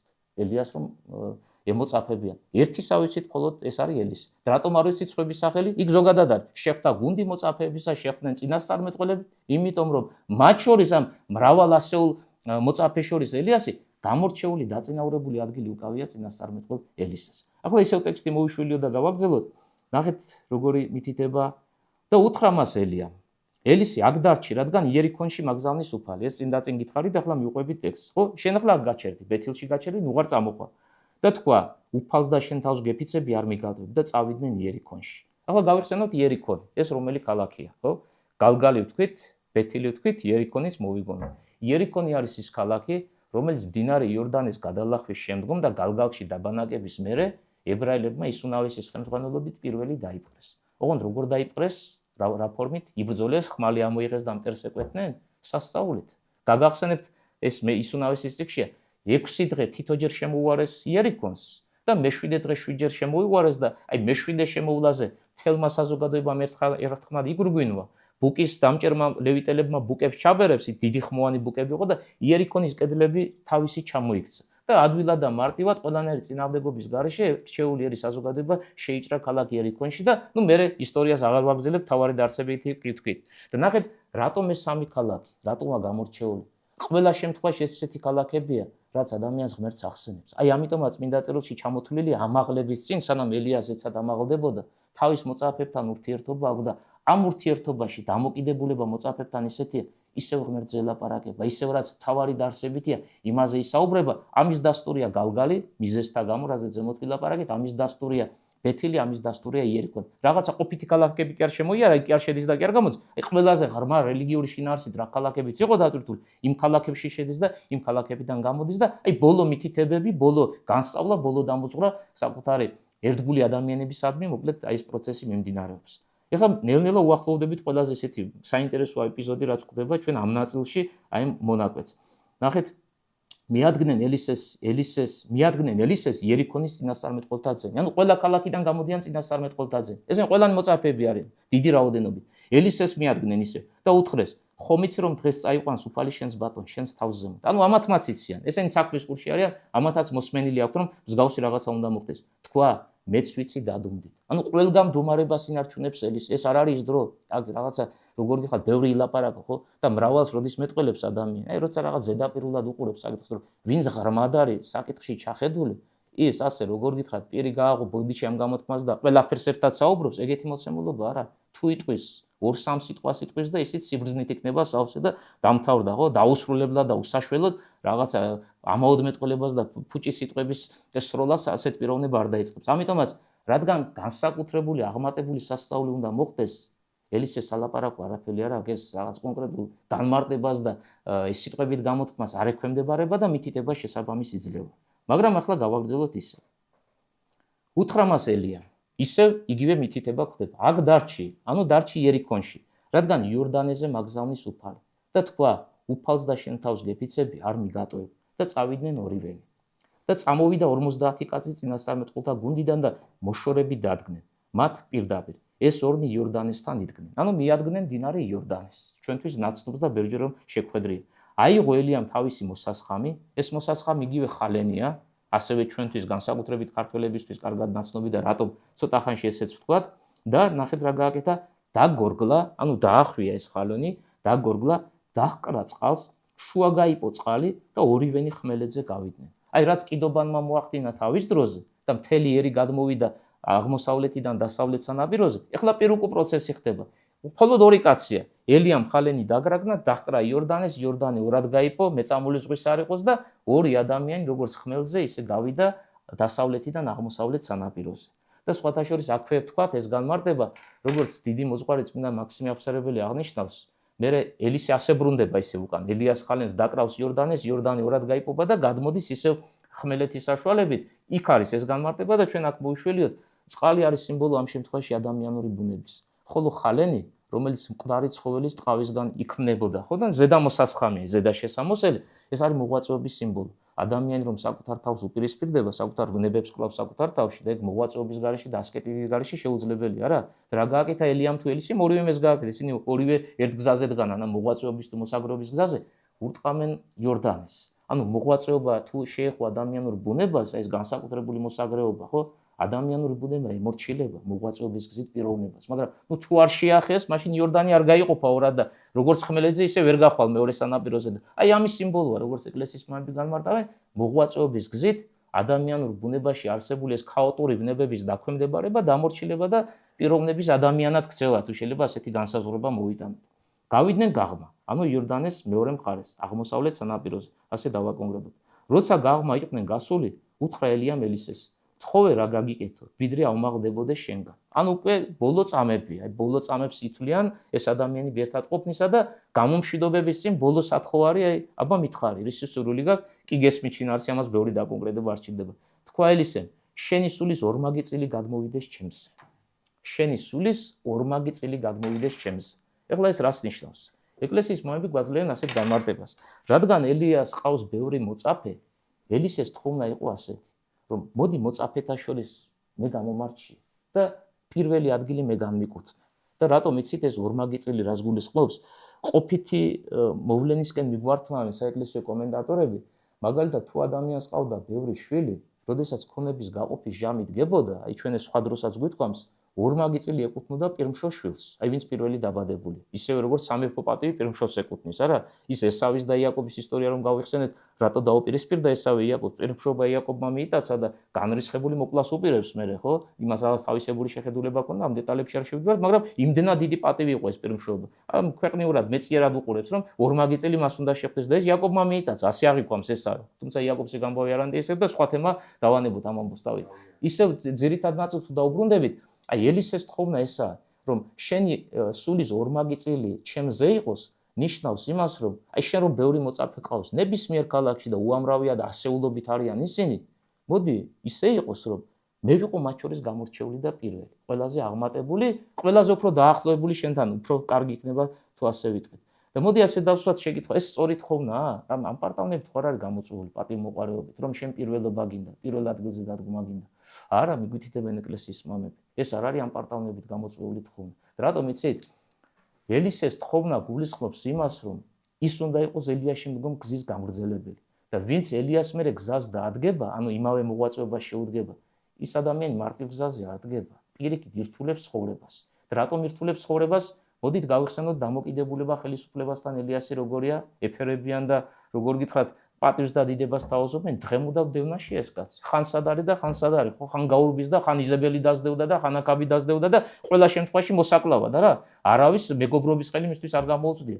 აი იმავე გზაზე უნდა დადგეს ელისე. და ეს კეთილი ცხოვრების და როგორ გითხრათ, პატივის და დიდების მომტანი იქნება შენთვის თუ უფრო მეტი განსაცდელი, უფრო მეტი ხიფათი უნდა შეგებ. ყველა შემთხვევაში სწირავ საკუთარ თავს იმისთვის, რომ არც დასვენება გექნება, არც ძილი გექნება, არც მშვიდობა გექნება, არამედ აი დღე და ღამ შეიძლება ასე ითქვას, რომ მოღვაწეობას უნდა მისცე საკუთარი თავი და აი ამის მსურველია ეს კაცი და ეს პირიქით გვიჩვენებს როგორი მოშურნეა ეს პიროვნება, რომ ის მოშურნეობაა მაშინ რაც ელიას აქვს და ითხოვს იმ ადგილს, რაც მას მოწაფეთა შორის დაწინაურების შესაძლებლობას მისცეს. რატომ შეკითხვა დავსვეთ ასეთი? იმიტომ რომ სხვათა მსახურე იყოს. რომ რასაც ელია აკეთებდა და ელიას მოღვაწეობა არის სხვების მსახურება, აი იმავე გზაზე დადგეს წინასწარმეტყველი ელისეც და როგორ არის იცით, აი ისევ ადამიანები ვარ და ჩვენ ცხოვრებაში ვხედავთ, მარტივია სხვების მსახურება. კი არა, ოჯახის წევრები რამდენი ვართ ახლა 4-5 კაცი, ცოტა მეტი, ცოტა ნაკლები და იქ ჭირს ხოლმე იმას ის უნდა ეს უნდა და რამდენად უნდა გაიყო, არა, იქით გაიქეცი, აქეთ გამოიქეცი და მით უმეტეს ყველას მსახური რომ იყო. ნიშნავს იმას, რომ შენი საერთოდ გვერდზე უნდა გადადო და არც არაფერი არ უნდა გქონდეს, ხო? იმდენი ადამიანია გარშემო, ყველას თუ მსახურად დაუდეკე, შენ ფაქტობრივად შენი პირადი ცხოვრება აღარა გაქვს და აი ამას ამბობს ელისე. მოდი ისე გავაკეთოთ. მე ჩემი პირადი ცხოვრება არ მექნება, აბა როგორი მარტივი და სასიამოვნოა ეს ამბავი, არა? და როგორც ერთი ადვილად მისაღები გადაწყვეტილება და დავდგები ყველას მსახურად, ხო? და თუ საჭირო იქნება, საკუთარ სიცოცხლესაც გავწირავდა. აი, ასეთი თხოვნა, ასეთი მიმართვა ელიასადმი, რაც რა თქმა უნდა ამ პარტავნებით არ არის განპირობებული, არა? პირიქით, ადამიანი, რომელსაც თავისზე უარი თქვა და ხაზი გადაუსვა პირადს და მხოლოდ სხვების ინტერესებით ხელმძღვანელობს. ახლა მოვისმინოთ ელიას პასუხი როგორია. თქვა ელიამ ძნელს რას მეითხოვ, თუ მომკრავ თვალ შენგან ამაღლებულს აგისრულდება და თუ ვერა, არ აგისრულდება. ანუ შენ ისეთ რამეს ვთხოვ მე, ეგ არ არის ჩემზე დამოკიდებული. იმიტომ რომ მე არა ვარ გულთამხილავი, გულთამხილავი ღმერთია. ამიტომაც ჩემ პირველობა განგეკუთვნება თუ არა ჩემ მოწაფეებს შორის, ეგ ღმერთმა იცის, მაგრამ ერთი ნიშანი მაინც მისცა. თუ ზეცად ამაღლებულს მიხილავ, ეგ ნიშნავს იმას, რომ მაშინ ორმაგი წილი ჩემი სულისა შენზე იქნება, ანუ მოწაფეთა შორის დაწინაურებული შენ იქნები. იხილავს თუ არა ზეცად ამაღლებას, აგერ წამები გრჩება და მერე დასკვნა შეგვიძლია მარტივად და ადვილად გამოვიდანო. და როცა მიდიოდნენ და მისაუბრობდნენ, ისევ ამ სულიერ საკითხებზე მსჯელობდნენ. აჰა ჩადგა მათ შორის ცეცხლის ეტლი და ცეცხლის ცხენები და განაშორდა ორნი ერთმანეთს და ცად ავიდა ელია ქარბორ ბალათი. აი აქ ცოტა ხანი გავჩერდეთ. როდესაც საუბრობდნენ, კიდევ ერთხელ გავიმეორებ ჩემი სიტყვებით, შუაში ჩამოდგა ცხენები, რომელთაც შებმული აქვს ცეცხლოვანი ეტლი, ცეცხლოვანი ცხენები და ცეცხლოვანი ეტლი, წინასწარმეტყველი ელიამ ეტლში ჩაჯდა და ცხენები ეტლთან და ელიასთან ერთად ზეცად ამაღლდა. მაგრამ სად ამაღლდა ელია? როგორ შეიძლება ეს ადგილი გესმოდეს? მე საგანგებოდ მაქვს წამოღებული თან ძველი ქართული თარგმანების, ბიბლიური თარგმანების, ამ შემთხვევაში მეოთხე მეფეთა წიგნის თარგმანების ყველა რედაქცია, რომ თავის დროზე ეწინა შეხვედრის დროსაც ვახსენეთ, ამ საკითხებზე მიმუშავია რაღაც ჩემი შესაძლებლობების ფარგლებში და ძალიან მაინტერესებდა. ერთი ცნობით არ შემოფარგლულიყავი და წაგიკითხავთ. ახლა ძველი ქართული თარგმანები ელიას ამაღლების ისტორიას, რაც ჩვენ თანამედროვე ქართულზე წავიკითხეთ, აი როგორი სახით გადმოგცემენ. ნუსხები მაქვს მითითებული, აქ ჩვენთვის არსებითი არ არის. პირველი წაკითხვა.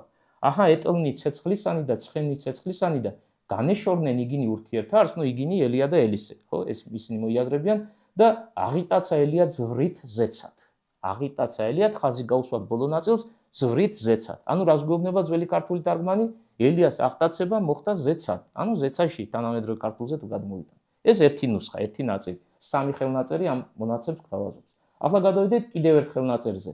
აჰა ეტლი ცეცხლისა და ცხენი ცეცხლისანი და განყო შორის ორთა და ამაღლდა ელია ზვრით ვითარცა ზეცად. აი აქ უკვე რაღაც ერთმა სიტყვა მიჩინა თავი, რაც იმ პირველ რედაქციებში, წინა დამოწმებში არ შეხვედრია. ეს არის ცალკე გამოყოფ ვითარცა ზეცად. ზეცად კი არა, ვითარცა ზეცად. აი ზეცადს რაღაცა წინ უსწრებს ერთი სიტყვა და ეს არის ვითარცა ძველ ქართულად.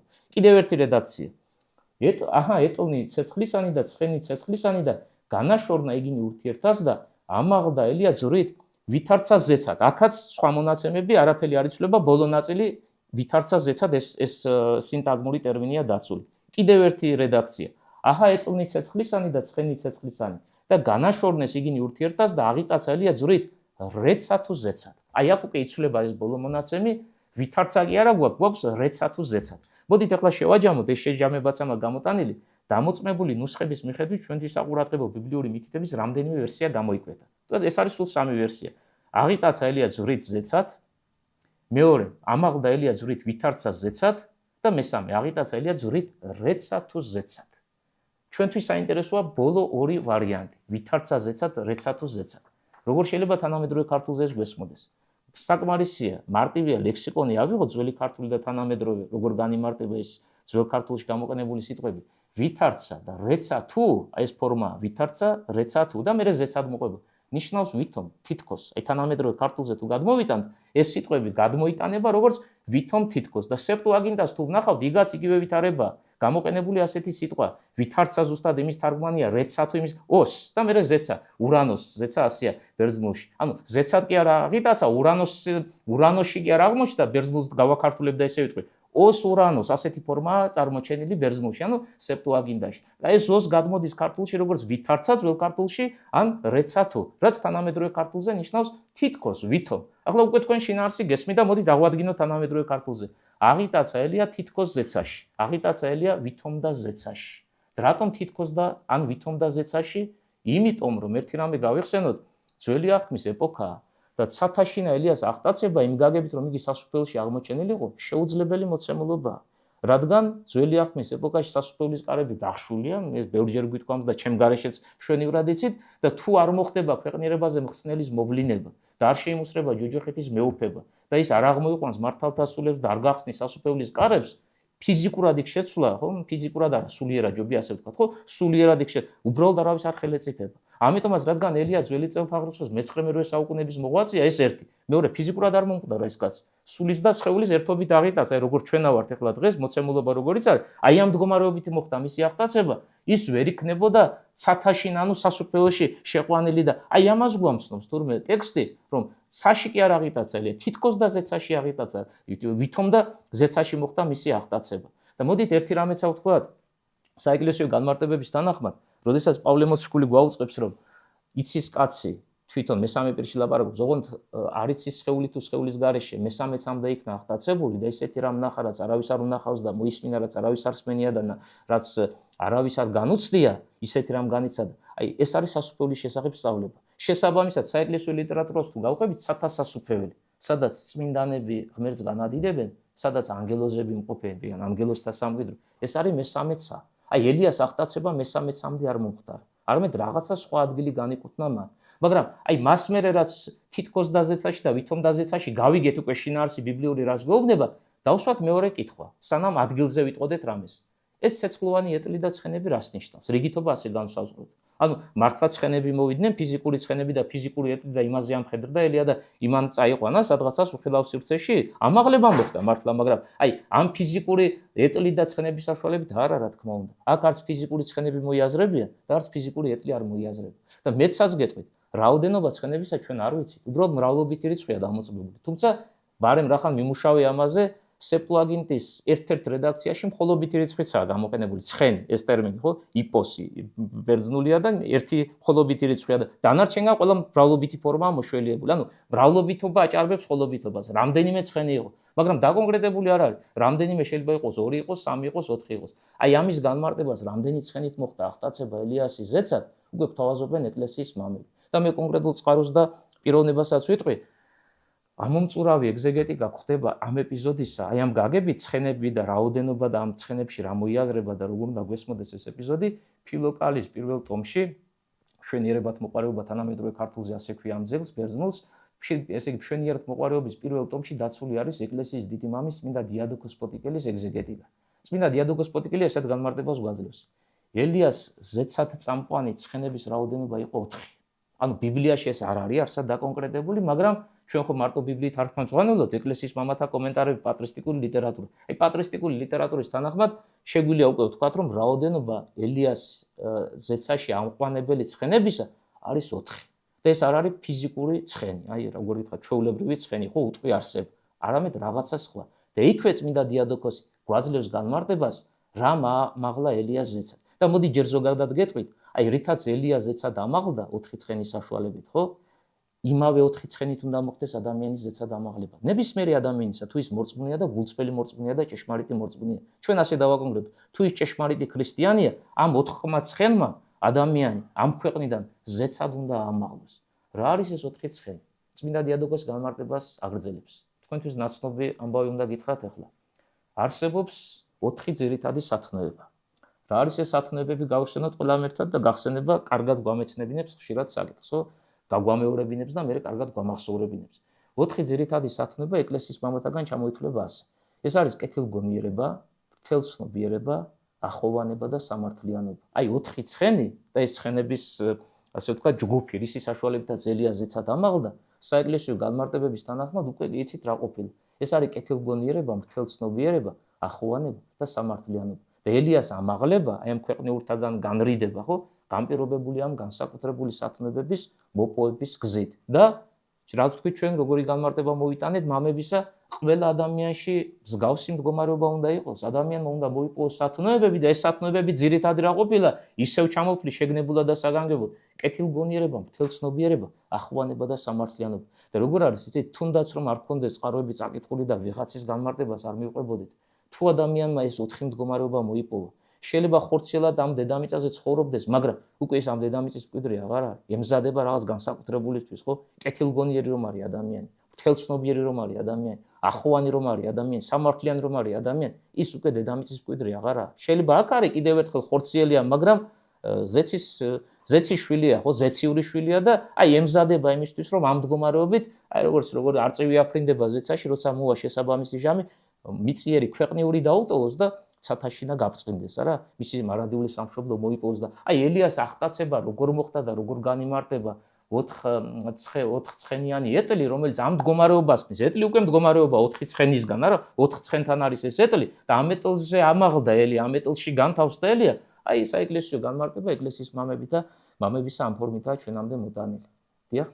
სათნოებები ტერმინოლოგიურად გასაგებია, მაგრამ საჭიროებს ალბათ განმარტებას კიდევ დამატებით. ჩვენ ამაზე გვაქვს წინა ლექციებში ახსნილი ამ სათნოებების. შევეხოთ ისევ იმ თემას? ეხლა გადავუყვეთ არ მინდა, მაგრამ მე კი ბატონო, კი ბატონო. ეხლა თემას ვარ კი ბატონო. მაგრამ სმენელისთვის მე საინტერესოა ამის კონკრეტულად. ანუ სათითაოდ რას ნიშნავს თქვა კეთილგონიერება, ღვთელცნობიერება?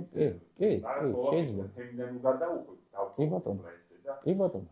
ფიქრობ საჭირო იქნება. კი, როცა ჩავთვლით საჭირო და არ არის პრობლემა, შევეხოთ ამ თემას.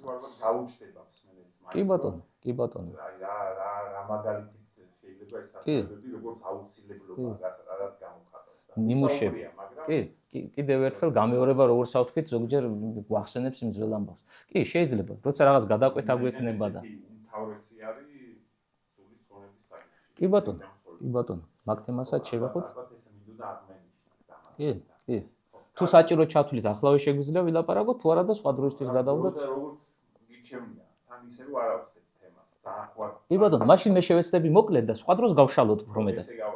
მოკლედ ჩამოვთვალოთ, მაინც რომ რაღაცა შეიძლება ვიღაცა შეკითხვა გაუჩნდეს და ეს შეკითხვა არ დარჩეს. კეთილგონიერება, მოდი დავიწყოთ ამით. ანუ გონიერება კი არ არის ნათქვამი, სათნოება, არამედ კეთილგონიერებაა ნათქვამი. ჩვენ ეს თავის დროზე გვითქვამს და გამეორება ოღონდ შემოკლებული სახით. გონიერება შეიძლება ადამიანს ჰქონდეს და გონიერებით ბოროტი საქმეები, ცუდი საქმეები აღასრულოს. მაგის მაგალითს მეტი რა ვიცი, ვიღაცა ესეთი გონება აქვს, რომ ისეც დაგეგმავს, რომ არც დაგესიზმრება, ხო და გააკეთებს კიდევაც იმ დაგეგმებას, მაგრამ შედეგი არის ყველა შემთხვევაში ზიანის მომტანი, ვიღაც საკუთარი თავისთვის, ხვებისთვის და ასე შემდეგ. ეგ არ არის თურმე სათნოება და მარტივია ხა, ვერ იქნება ეს სათნოება, ხო? სათნოება არის კეთილგონიერება. და კეთილგონიერება, ანუ ისეთი გონიერება, რომელსაც სიკეთე მოაქვს საკუთარი თავისთვის, ადამიანისთვის და სიკეთე მოაქვს სხვისთვის, აი ვისთანაც ურთიერთობაში შედის ადამიანი. ანუ, როდესაც ადამიანი უფრო თუ გავამარტივებთ საქმეს, საღვთოს აზროვნებს, საღვთოს ფიქრობს. აი ეგ არის კეთილგონიერება. მოკლედ მარტივად და ძალიან ესეთი პრიმიტიული ენაზე გადმოცემული ეგზეგეტიკა საკითხისა. მეორე სათნოება. ხო, კი, აი რას ნიშნავს ეს სათნოება? ეს ქონდა ელიას მოპოვებული. ანუ ის არ არის მიწიერი ჩეპყრობილი. და მიწიერი ჩეპყრობილობა რა არის? ადამიანები ვარ და მაგის მეტი რა ვიცი და ამ ქვეყნიურს რომ ვარ ჩაჭიდებული და იმის იქით საფიქრალი რომ აღარა გაქვს არაფერი და რაღაც ქვედადრეკილი ხარ, ხო? ტერმინი ანთროპოსის არ იყოს ბერძნული სიტყვა რომ არ და გულმოდგინე ზემომზირალს ნიშნავს არა აი ადამიანი ამიტომაც იწოდება ბერძნულ ენის წყალობაზე ანთროპოსა და აი ჩვენშიო მამები ამბობენ სხვა მდგომარეობა გულმოდგინე ზემომზირალნი კი არა ვარ გულმოდგინე ქვემომზირალნი ვარ და აი ელი არ არის ეს პიროვნება ელია ჭეშმარიტი გაგებთ ანთროპოსია გულმოდგინე ზემომზირალია და აი საფრთხოზე ფიქრობს საფრთხოზე აზროვნებს საფრთხოზე მსჯელობს და არა გონიერი არამედ კეთილგონიერი კაცია და აი სათნოება რაც მას ერთ-ერთი სათნოება რაც მას ამაღლების შესაძლებლობას აძლევს მეორე არის მთელცნობიერება, როგორც ეკლესიის მამები გამგვიმარტავენ, აი მთავარ სათნოებებში მთელცნობიერება რა არის. როდესაც ჩვენმა პიროვნებმა შესწოდეს 64-ში, მათში არსებული მდგომარეობა, სულიერი მდგომარეობა შეიცვალა, დაირღვა სხვაგვარად. კერძოდ, ადამიანში არის აზროვნება, ნებელობა, რაც ღვთის ხატისებრად ითქმის, აი ღმერთმა რომ თავის ხატად და მსგავსად შექმნა ადამიანი, ჩვენ ხატისებრიობა გამოვყოთ, ეს ხატისებრიობა ორ ძალას აერთიანებს, როგორც განმარტავს დიდი მოძღვარი წმინდა იოანე დამასკელი. ეს არის აზროვნება და თავისუფალი ნება. ამით ვართ ხატებანი ღვთისა, ხო? ამით იყო ადამი და ევა ღვთის ხატისებრი. და იმავდროულად ადამიანში არის ორი მშვენიერი ძალა. ეგ არის პნეუმური ძალები, ხო? მშვენიერი ძალები ორი, რაცა ვთქვი, ჩვენ ეს არის გულისწყმა და გულისწყრომა. ისევე როგორც ცხოველებშიც არის გულისწყმა და გულისწყრომა, იმიტომ რომ ეს არის მშვენიერი მოცემულობა, ხო? მაგრამ ადამიანში გულისწყმა და გულისწყრომა რითი უნდა გაკონტროლდეს, რითი უნდა წარიმართოს, იმით რაც ღვთის ხატისებრია ჩვენში, ანუ აზროვნებით და ნებელობით. ანუ სხვანაირად ვიტყვი, გულისწყმა და გულისწყრომა უნდა იქვემდებარებოდეს აზროვნებას და ნებელობას, წინ არ უნდა გარბოდეს. ერთ მაგალითს მოვიშველიებ, გავლილი მასალა ისიც. დავითი დათვებს და ლომებს კლავს, როცა მამისეული სამწყლიდან ცხვარს პარავენ, ხო ისინი და გასტაცები. და უკანედევნება და ხახას უხევს და მამისეულ ცხვარს უკან აბრუნებს და რა ვთქვი ჩვენ დავის დროზე, მამისეული ცხვარი არის აი ეს ხატისებრიობა, აზროვნება და ნებელობა. ოღონდ საფრთხოზე აზროვნება და საფრთხოთ ნებელობა. და როგორც კი არაჯეროვანი გულისწყმა და გულისწყრომა ამას გასტაცებდა დავით და ცოდვისკენ მიდრეკა ხდებოდა დავითისა, გასაქანს არ აძლევს ასეთ მშვენიერ ძალას. უკან ედევნება და ერთსაც კლავს და მეორესაც კლავს და უკან აბრუნებს მამისეულ სამწყსოში იმ მოპარულ ცხვარს, ხო? ანუ ისევ იმას იბრუნებს, რაზეც თავის დროზე საფრთხოთ აზროვნება და საფრთხოთ ნებელობა და აი, როდესაც ჩვენ ვამბობთ, რომ მთელცნობიერება, მეორე სათნოება, უпроსტად მამები გვეუბნებიან ესა, მთელცნობიერება არის მდგომარეობა, როდესაც ადამიანი სულიერი გაგებით განღვეული აღარ არის, სახარებისეული განღვეულის არ იყოს. ანუ, როდესაც აზროვნება და ნებელობა იქვემდებარებს გულისწყმას და გულისწყრომას. ასეთი კაცი როგორი ყოფილა? ასეთი კაცი არის მთელცნობიერი კაცი, მას გრძნობები, გულისწყმა, გულისწყრომა წინ არ გაურბის და მერე სადღაცას არ მოსდევს რომ დაიჭიროს. ხან საერთოდ ვერ დაიჭერს და აზრზე რომ მოვა, უკვე დამთავრებულია ყველაფერი, პროცესი ჩავლილია, საქმე გაკეთებულია. აი ამ გაგებით ელია წინასწარმეტყველის კაცია, ვიშიც ეს მდგომარეობა მთელცნობიერია. ანუ გულისწყმა, გულისწყრომა არ გარბის, გრძნობები წინ არ გაურბის და აზროვნები და ნებელობით მართავს საკუთარ პიროვნებას, მართავს ადამიანში არსებულ მშვენიერ ძალას და აი ეს არის ზოგადი განმარტება საკითხისა, რას ნიშნავს მთელცნობიერი, მოკლედ და კონკრეტულად თუ კი ვიტყვით. რაც შეეხება ახოვანებას, გადავიდეთ მესამეზე. ახოვანება არის მდგომარეობა, ბევრი მაგალითის მოშველება შეიძლება ჩვენ დრო არ დავკარგოთ. ახოვანი არის ადამიანი, რომელიც უშიშრად ეკვეთება ბოროტებას. აი, არ დაიხევს უკან და არ დაიღებს რა გაგებით, იცით, შეიძლება ბოროტებას ვიღაცა ეკვეთოს და მთელი სიცოცხლეც გასწიროს, მაგრამ ეგ მშვენიერი დამოკიდებულება იყოს ადამიანისა. ბოროტებას ეკვეთება, რომ ჭეშმარიტი ახოვნების მქონე ადამიანი, ან როგორც სათნოებას ისე როცა ახოვნებას ფლობს და ბოლომდე შეებრძოლება მას, ოღონდ ნახეთ ერთი განსხვავება, მე ადრეც გითხარით ეს მაგალითი და კიდევ ერთხელ მოვიშველებ, პავლე მოციქული, როდესაც ერთ-ერთ ქალაქში შევიდა და იქ იქადაგა, გამოიყვანეს გარეთ და ჩაქოლეს. და გონიათ მკვდარია და დაანებეს თავი. ფეხზე წამოდგა, მეანე შევიდნენ ისინი ისევ თავიანთ ქალაქში და მარტო მიატოვეს მათგან მათი ხელიდან მკვდარი მოციქული. წამოდგა მოციქული, ცოტა ხანში ისევ ქალაქში შევიდა და ისევ ქადაგება გააგრძელა. აი ეგ არის ახოვანების, ყოველ შემთხვევაში რაც მე გამახსენდა, ახლა ბევრი ნიმუში შეგვიძლია მოვიტანოთ, ერთ-ერთი გამორჩეული, გამოკვეთილი მაგალითი. და რატომ იცით? ჭეშმარიტი სათნოება, ახოვანება არის ისეთი მდგომარეობა, როდესაც შენ ვიღაცები გიპირისპირდებიან, ვიღაცები შენ გაჩერებას ცდილობენ, მაგრამ შენ მათ სიძულვილს კი არ უბრუნებ, არამედ მათზე მსურველობით აგრძელებ ისევ საქმიანობას. აი ეგ არის ახოვანება ადამიანში. როგორც სათნოება, ვიღაცები შენი მტრები არიან, ლანძღავენ, გაგინებენ, შეურაცხყოფას გაყენებენ, შენ რას აკეთებ, სახარებისეულის სწავლება რა არის? შენ მათ აკურთხებ, აკურთხეველი ხარ მათი, ხო, მათზე მსურველი ხარ. და თუ მდგომარეობას ბუნებრივად სიყვარულისას არ ფლობ, ეგ სათნოებები ვერ გექნება, ხო? ვიღაც შეურაცხყოფას მოგაყენებს და რანაირად იქნები კეთილი მსურველი მის დამი, მაგრამ აი თუ ამ სათნოებას ფლობ, სათნოება შენში ამ ბუნებრივ მდგომარეობას განაპირობებს და აი ახوانების ნიმუში ვახსენეთ, ერთი საკმარისია მე მგონი რომ სიტყვა არ გაგვექცეს. და სამართლიანობა, ხო? აქაც ბევრი ნიმუშის მოშველება შეიძლება, სამართლიანობა ეს თქვით ადრე და ეხლა უცებ გამახსენდა და აქაც გავიმეორებ, არ ნიშნავს იმას სასამართლოში მოსამართლემ სწორად განშტა და ვიღაცა მტყუანია და ვიღაცა მართალი, ხო? არა, სამართლიანობა არის მდგომარეობა, როდესაც ყველგან და ყველაფერში სამართლიანად იქცევი და მიკერძოებული არ ახარ. რომ შეიძლება ერთ სიტუაციაში სადღაც სამართლიანობა გამოიჩინო, მაგრამ მეორე სიტუაციაში სადაც ამა ქვეყნის ძლიერნი რაღაც მატერიალური შემოსავლის ფიქრი თუ სურვილი და ასე შემდეგ, ხო? აი მან გადაგზავნოს და იქ უკვე ისეთ სამართლიანი აღარ იყო. აი თუ სათნოებაა შენში მოპოვებული, შენ სამართლიანი იქნები ყველგან და ყველაფერში და ყველასთან. არ არჩევ შენიანია თუ სხვისიანია, ხო? ვიღაცა შეძლებულია თუ შეუძლია, ვიღაცა ამა ქვეყნის ძლიერია თუ სუსტია. ყველა ადამიანთან ურთიერთობაში ხარ ერთნაირი და აი ეგ არის სამართლიანი, ხო?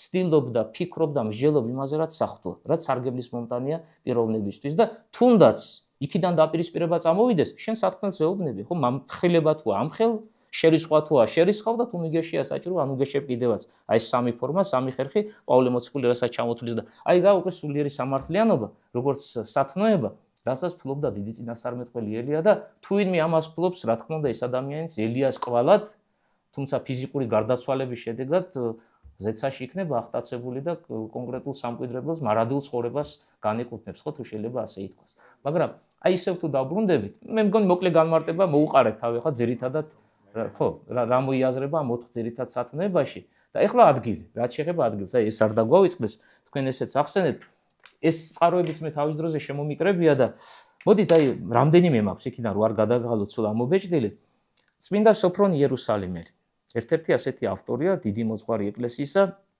ერთგანის ასეთ რამეს ამბობს ელია მოქმედებით ანგელოზებრივით აღტაცებულ იქნა და არა თუ ცად არამედ ვითარცა ზეცად აყვანებულ იქნა ეხლა ნახეთ ეს განმარტება ჩვენ პრინციპში ახალს არაფერს არ გვეუბნება ეს არის გამეორება იმისა რაც ამოვიკითხეთ არა თუ ცად ანუ ცათაში ნაგი არ იქნა აყვანებული იმ გაგებით რომ სასუფეველშია არამედ ვითარცა ზეცად ანუ თითქოს და ზეცაში ამაღლებული აი გამეორებაა ბიბლიური ტექსტის ამიტომაც კითხვის ნიშანი კითხვის ნიშნად რჩება მეორე ავტორი არის იმავე საკითხთან დაკავშირებით ვინც ცნობას გვაწვის ანდრია კრიტელი დიდი კანონი აი დიდ მარხვის დასაწყისში რაც იკითხება ხო რამდენიმე დღე აი იქ ვკითხულობთ ამას და აი თუ ყურადღებას მიაქცევს ვიღაცა შემდგომი წაკითხების დროს იმედია მშვიდობიანად დაგვიდგება ეს ჟამი შეიძლება ის დაამახსოვრდეს კიდევაც ასეთ სიტყვები წერია ეტლთა მფლობელი ილია ეტლითა სათნოებათათა აგერ თურმე სათნოებათა ეტლი ყოფილა აქაც ეს დაკონკრეტება ახტა რეცას ზეცად ანუ აქაც იგივე ძველი ქართული ფორმაა გამოყენებული მთარგმნელის მიხედვით ვიღაცამ ვითარცა თარგმნა ვიღაცამ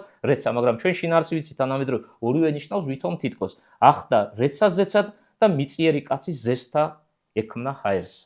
მიდი და გაიგი ახლა ჰაერს ზესთა ექმნა სად რა ჰაერი რა ვიცი სად იწყება სად თავდება შეფასება შეუძლებელია. აი ავტორი რომელიც კონკრეტულ მითითებას გვთავაზობს ბოლოსთვის ის მოვიტოვე ეს არის წმინდა ამონა ნიტრიელი. მას აქვს რამდენიმე ეპისტოლე დაწერილი და რიგით მე-9 ეპისტოლეშია დაცული ეს სათანადო სწავლება ისევ თქვენი ნებართვით ამოვიკითხავ ამ ადგილს. ოდეს აღმაღლდებოდა ელია წინასწარმეტყველი ვითარცა აღიწია იგი პირველ სამას სასა და უკვირდა მისი იგი სინათლეი და ახტა მეორე სამას უფროისად უკვირდა და თქვა ვგონებ ვითვარამედ ბნელარს ნათელი იგი პირველი სამის ცისაი და წერტილია დასმული. ანუ განსხვავებით წინა ორი ავტორისაგან, წმინდა სოფრონისგან და წმინდა ანდრია კრიტელისაგან, წმინდა ამონას ეპისტოლეში დაკონკრეტებული სახითაა მოწყობა მოტანილი, რომ ელიას სათაში ამაღლება უკავშირდება მეორე ცას. ანუ ის განერიდა ამ ქვეყნიურს, სადაც ჩვენ ვცხოვრობ, ჩვენ ჩვეულებრივად დედამიწაზე მცხოვრები ადამიანები ვარ და ზეცაში მოხდა მისი ამაღლება და სამკვიდრებელი ელიასი დღევანდელ დღემდე ვიდრე 21 საუკუნეა დავაკონკრეტოთ ეს არის მეორე ცა. მაგრამ იმისთვის რომ ჩვენ გავიგოთ მეორე ცა რას ნიშნავს, ბუნებრივი აქაც გარკვეული განმარტებები გვჭირდება. და ეს განმარტებები არსებითად ბევრთანაა, მაგრამ მე ყველაზე პირველ წყაროებს დავასახელოთ ასე, ორ მოძღვარს გეტყვით. ეს არის ერთი ბასილი დიდი კაბადოკიელი მამა და მეორე მისი ხორციელი ძმა, ერთი დედის წიაღიდან რომ გამოვიდნენ წმინდა გრიგოლ ნოსელი. სამი ცის შესახებ სწავლებას, აი პავლე მოციქულის სიტყვები მე-13-მდე აღტაცებულობა როგორ უნდა გვესმოდეს, აი ისინი გვთავაზობენ. მართალია რაღაცა განსხვავებები არის, ბასილი დიდი ერთ განმარტებას გვაძლევს, გრიგოლ ნოსელი ცოტა განსხვავებულ განმარტებას გვაძლევს, მაგრამ ეგ ჩვენთვის არსებითი არ არის, ყველა დეტალსაც ვერ შევეხებით. და სამცაში რა მოიაზრება მათი განმარტება, შეიძლება ჩვენ რაღაც გარკვეული, ასე ვთქვათ, თანხმედრა იქ მოვძებნოთ. ვითარება გახლავთ ასეთი. პირველი ცა ეს არის ორივე მოძღვარი ამას ბრძანებს თვალით ხელული. აი ახლა ჩვენ რომ ზეცაში ავხედავთ და თვალით ვხედავთ, აი ფრინველები სადაც აფრინდებიან, უფრო გასაგები რომ იყოს, ეს არისო პირველი ცა.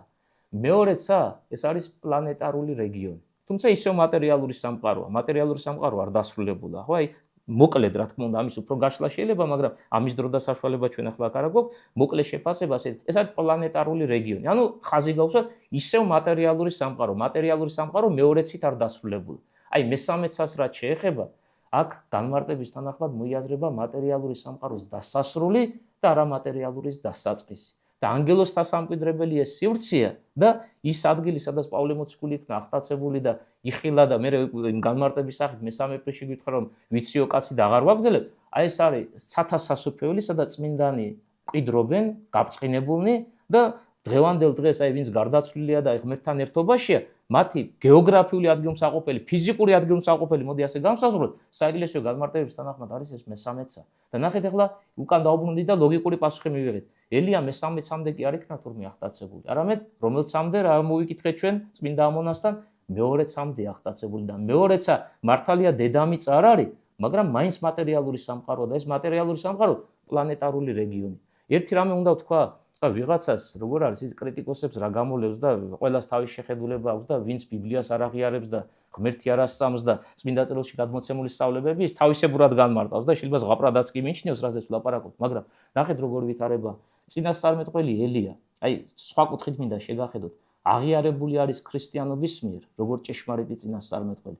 აღიარებული არის იუდაიზმის მიერ. იუდაიზმი არ უარყოფს ელიას ზეცად აღტაცებას. ანუ იუდაიზმიც როგორც სარწმუნოება და ამ სარწმუნოების მიმდევარნი, რასაც ჩვენ ახლა ვლაპარაკობთ, ისინი ამას იღებენ და არ ამბობენ რომ ზღაპარი. და ამას აღიარებს ისლამი. ისლამშიც ყურანში მაგალითად ელიასთან დაკავშირებული ცნობები, ახლა აღტაცება და ეს ასე დეტალებში არ არის გადმოცემული, მაგრამ წინასწარმეტყველი ელია რომ ასპარეზზე გამოჩნდა, ყურანი ამას არ უარყოფს და იმ სარწმუნოებაშიც ეს მონაცემი აღიარებულია და იცით რისი თქმა მინდა? თუ ვინმე ამას დაუპირისპირდება, მხოლოდ ერთი მიზეზით. ასეთი ადამიანი უნდა იყოს ათეისტი. ანუ ღმერთი არ უნდა სწამდეს და კი ბატონო, ახლა იმასაც აქვს თავისი აზრის გამოთქმის უფლება, საწინააღმდეგო არაფერი.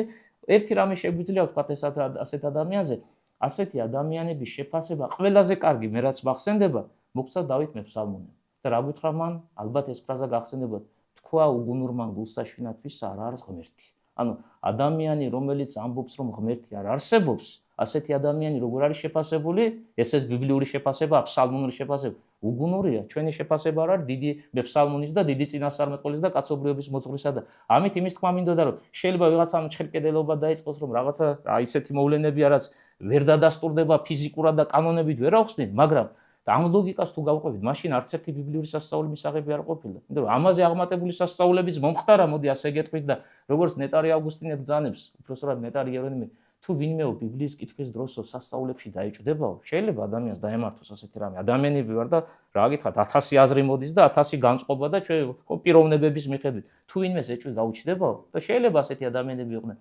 ჩემი აზრით ყველაზე კარგი საშუალება იქნება, ოდნავ მაინც თუ რწმენა აქვს ბიბლიური სიტყვებისა, გაიხსენოსო სამყარო როგორ შეიქმნა, რომ სრული არაფრობიდან შექმნა ღმერთმა. და თუ ამას კითხულობს და აქვს ნდობა იმისა, რომ ღმერთმა არაფრისაგან შექმნა სამყარო, მერე ცალკე აღებული თითო სასწაული, სულაც არ არის გასაკვირი არსებულ სამყაროში, რომ ყოვლის შემძლე ღმერთმა აღასრულოს და ამიტომაც ნუ გაგვიკვირდება ისეთი რამის ძიება და ამოკითხვა და წაკითხვა, რაც ჩვენს ბუნების კანონებს არ ექვემდებარება და მოდი კიდე ერთი რამე თქვა, ცოტა თემიდან გადავუხედო, მაგრამ მაინც შეიძლება რაღაც კითხვები გაჩნდეს. ნახეთ რისი თქვა მინდა, სასწაული იმის სასწაული, რომ ის აღმოხსნელი. ჩვენ თუ ლოგიკურად განმარტება შევძელით მოვლენისა, მაშინ რატომ უნდა ერქვას მას სასწაული? მაშინ ის როგორ გითხარით, ამ ფიზიკას, ამ ქიმიას, ან რაღაცა კიდე ხო, წესებს და კანონებს დაუქვემდებაროთ და არანაირი რაღაცა კონკრეტული შეუმეცნებელი და იდუმალი და მისტიკური ზებუნებრივი არ იქნება კი მოკლედ და კონკრეტულად. იმიტომაცაა სასწაული, რომ ის ადამიანურ კანონებს არ ექვემდებარება და თავად ღმერთიც სასწაულია, იმიტომ რომ ვერ დაამტკიცებ. ვიღაცას თუ არ უნდა მიიღება, ვერ დაამტკიცებ, რომ ღმერთი არსებობს, ხო? არ მიიღევ და მორჩა და რაღაცა კონკრეტული დებულებებით და კონკრეტული მაგალითებით ამისში დარწმუნებას პიროვნებისას ვერ შეძლებ. ასე რომ ამით იმის თქმა მინდოდა ჩვენ საუბრობ მისტიკურზე, საიდუმლოზე. და ვიღაცისთვის შეიძლება ეს არ იყოს მისაღები, მაგრამ ყველას თავისი არჩევანი აქვს და ამ შემთხვევაში ჩვენი სივრცეში ვიკრიბები და ისეთ საკითხებზე ვжелობ, რაც როგორც ღვთის სიტყვა ისეა მიღებული და აღიარებული და სადაც ღმერთს სრული არაფრობიდან სამყაროს შექმნა შეეძლო, იქ ელია რომ ამაღლებულიყო და სიცოცხლე შენარჩუნებოდა, მარტივად და ადვილად შეიძლება ამ ლოგიკას გავყვეთ. ხო და თან ნახეთ, კაი, ძველი აღთქმა იუდაიზმი ვთქვით რომ აღიარებს ელიას. სახარება მახსენდება და სახარებაში როდესაც მაცხოვარი ფერს იცვლის, ვინ წარმოჩნდა მის წინაშე, ერთი ელია მეორე მოსეა, მოსე და ელია ეპოქას თუ განსაზღვრავთ არა? ასე რომ მე ამით იმის თქმა მინდოდა ძველი აღთქმა თუ ახალი აღთქმა ელიას როგორც წინასწარმეტყველის პიროვნებას აღიარებს, მაცხვარი მიგვითითებს რომ ელია ის კაცია ვინც ილოცავდა და 3 წელი და 6 თვე ცადახში, ანუ რეალურად მივთითებს ამ ძველი აღთქმის ისტორიაზე და აი ამ კუთხით ეს დაბრკოლება არ უნდა იყოს მართალია საიდუმლოზე კიდევ ერთხელ მისტიკურზე, არალოგიკურზე, აუხსნელზე ვლაპარაკობთ, მაგრამ ღმერთი იმისაა რომ ყოვლის შემძლეა და ყოვლის შემძლეობა გულისხმობს იმას რომ ბუნების კანონებზე აღმატებულის ხელმწიფება გააჩნია და ერთი საეკლესიო საკითხი მახსენდება, სადაც ღმერთიო გარდამოვაოთ მოქმედებსო. იქო ბუნების კანონი იცვლებაო, ხო? და ბუნების კანონის ცვლილებაზე ვსაუბრობ ჩვენ, მოკვდავი უკვდავად შენარჩუნებული. და ერთიც თქვა და ამით დავასრულოთ და მე გავაგრძელოთ ის ისტორია, რასაც წმინდა წერილი მოგვითხრობს, რატომ მოხდა ელიას ზეცა დამაღლება. მიზეზი ამისა რა არის? ჩვენ თუ ესე იგი რამდენიმე წყაროს გავაერთიანებთ, ახლა რამდენიმე ის მომდის, ძველი აღთქმა, ახალი აღთქმა, პატრისტიკული წყაროები და ჩამოგითვლით. აქაც მაქსიმალურად დროს სწრაფად შევეცდები რომ მოვიგოთ და ძალიან არ გავწელოთ. ელიას ზეცად აღტაცება, რამდენიმე კუთხით შეიძლება ამ საკითხს შევხედოთ. ერთი მხრივ მოხდა იმიტომ, რომ ამით ნაჩვენებია ელია და მოსე რომ გამოიცხადნენ მაცხოვარს ფერისვალების დროს, იმ განმარტებას მოუშველი ღმერთი არის მეუფე ცოცხალთა და მკვდართა. იმიტომ რომ ელია ბოდიში მოსე მკვდარი იყო და მკვდარი მოსე გამოცხადდება და ელია ცოცხალია და მიუხედავად იმისა, რომ ძველი წელთაღრიცხვის მე-19 საუკუნის მოღვაწეა, სიცოცხლეს ინარჩუნებს და აი ღმერთი ცოცხალთა და მკვდართა მეუფე რომ არის და თუ ინებებს სიკვდილს დაქვემდებარებული რომ არ მოკვდება, აი ეს იდუმალება ამით გაცხადებული, რომ ყველანაირი ბუნების კანონი მის ხელშია და მისი სურვილისამებრ იმართება, ხო? არა კანონს ექვემდებარება თვითონ ბუნებისას, არამედ ბუნების კანონებს მართავს თავად, არა? თუ ამის საჭიროებაა. თუმცა იმ კანონებისთვის თავისი განგებულებით დადგენილია წესი და ნორმა და ეს ნორმა ჩვენ სამყაროში მოქმედებს. თუ ინებებს ის კანონი კონკრეტულ ვითარებაში იკონომიის პრინციპი დავარქვათ ასე შეიცვლება და ვიღაცა ერთთან მიმართებით შეიძლება განსხვავებული სახით გამოვიდეს და აგერ გვაქვს ელია. და იმავდროულად ენოქი ისიც გავიხსენოთ, ახსენეთ კიდევაც. ახლა ნახეთ როგორი ვითარება, კიდევ ერთი განმარტება, რატომ მოხდა ელიას ცოცხლად შენარჩუნება. ჩვენ თუ აპოკალიფსის წიგნს ვნახავთ და საეკლესიო განმარტებების თანახმად იოანე ღვთისმეტყველმა დაწერა იგი, როგორც ბრძანებს დიდი მოძღვარი იოანე მეორედ მოსვლის წინ, როდესაც ანტიქრისტე გამოჩნდება, იმავდროულად ასპარეზზე უნდა გამოვიდეს ორი დიდი მოღვაწე. ორი მოწმე იქნება, რომელიც დაუპირისპირდება ანტიქრისტეს და იმას იქადაგებს, რაც საფრთხო. ოღონდ აპოკალიფსის წიგნში არ არის დაკონკრეტებული, ვინ არის ეს ორი დიდი მოწმე. და ანდრია კესარია კაბადოკელის განმარტებაში, აი სრულად თავიდან ბოლომდე კომენტატორი ერთი ვიცით, ეკლესიის მამათავშე კლასიკურ ეპოქას თუ ავიღებთ, ანდრია კესარია კაბადოკელი, ვინც აპოკალიფსის წიგნი განმარტა. ანდრია კესარია კაბადოკელი უკვე განგვიმარტავს, ვინ იგულისხმება ორ მოწმეში, ეს არის ერთი ენოქი და მეორე ელია. ანუ ის ხალხი, ვინც ცოცხლად იქნა აღტაცებული და შესაბამისად შემონახულნი არიან იმ ჟამისთვის, როდესაც ყველაზე მძიმე დროება დადგება კაცობრიობის ისტორიაში, აი ბოლო ჟამი, ხო? დავაკონკრეტოთ ასე, გამოვიყენოთ ეს სინტაგმური ტერმინი, რომ აი სახთო სიტყვები, აი ამ დიდი მოღვაწეების მიერ განსაკუთრებული მოშურნეობით მათგან გამოთქმული და ცხოვრებაში ამით გამოირჩეოდა განსაკუთრებით ელია, ხა ენოქის ცხოვრებას ვრცლად არ ვიცით, მაგრამ ელიასი ვრცლად ვიცით, ხო? ის იყოს კაცობრიობისთვის მიწოდებული, რომ ადამიანს ჰქონდეს აი სახთოს მოსმენის შესაძლებლობა ისეთი განსაკუთრებული პიროვნებებისაგან, რომლებიც ფიზიკურად სიკვდილს არ დაექვემდებარნენ, ხო? და აი მაცდუნებელმა უკეთურებამ, ასე ვთქვათ, თლიანად არ შთანთქას კაცობრიობა იმ ეპოქისა. მაგრამ ნახეთ ახლა კიდე არის თუ არა რამე წყარო გარდა ანდრია კესარია კაბადოკელის, იმიტომ რომ ანდრია კესარია კაბადოკელი მაინც ბიბლიის გარეშე წყაროა, ანუ პატრისტიკული ტექსტია და თუმცა რა თქმა უნდა სანდო და მისაღები და არავინ მას არ აიწინააღმდეგება და არ უპირისპირდება. ანდრია კესარია კაბადოკელის ჩემი ვარაუდით წყარო, როდესაც ის ერთ-ერთ ასეთ მოწმეში ელიას ხედავს, უეჭველად უნდა იყოს მალაქიას წიგნი. და მალაქი არის ერთ-ერთი მცირე წინასწარმეტყველი მწერალი რიგით ბოლო მე-5 საუკუნეში ქრისტეს შობამდე ასპარეზზე გამოსული, რომლის მერეც უკვე სხვა წინასწარმეტყველი ვიდრე იოანემდე და იოანე პირველი საუკუნეა გავახსენეთ, ნათლისმცემელი მოიაზრებ, არ გამოსულა. 4 საუკუნოვანი წყვეტა იყო, მე-5-ში ბოლო გამოვიდა და მერე პირველში გამოვიდა შემდგომი წინასწარმეტყველი. მალაქიასთან მე შეგნებულად მოვინიშნე ეს ადგილი, მისი წიგნის ბოლო ნაწილში, ბოლო წინამუხლია ვკითხულობ ასეთ სიტყვებს.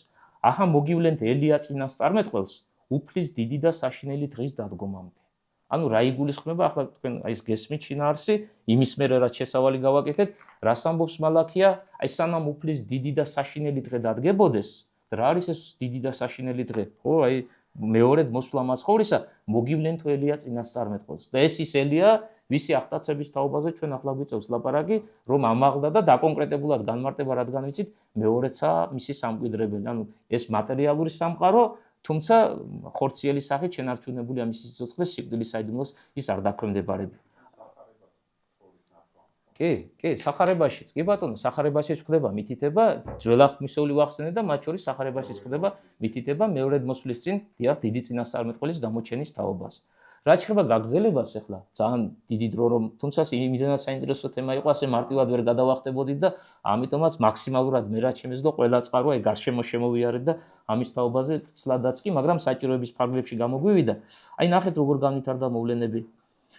და როცა მიდიოდნენ, ხო, ეს წავიკითხეთ ბოდიში, დაუყურებდა ელისე და ეძახდა. ანუ ელისე უყურებს მისგან განშორებულ მოძღვარს, საყვარელს, სამოყვარს, ძვირფას და რაღაც სიტყვებს წარმოთქვამს და ეს სიტყვებიც ესეთია საგულისხმო ამას განმარტება არ სჭირდება, მაგრამ მდგომარეობას გვამეცნებინებს ელისესაც, უყურებდა ელისე და ეძახდა: ჩემო მამაო, ისრაელის ეტლო და მისო ხედრობა. და მეტად აღარ უნახავს იგი და ხელი ჩავლო თავის სამოსელს და ორად გახია. აი აქ ერთი წამით უნდა გავჩერდეთ.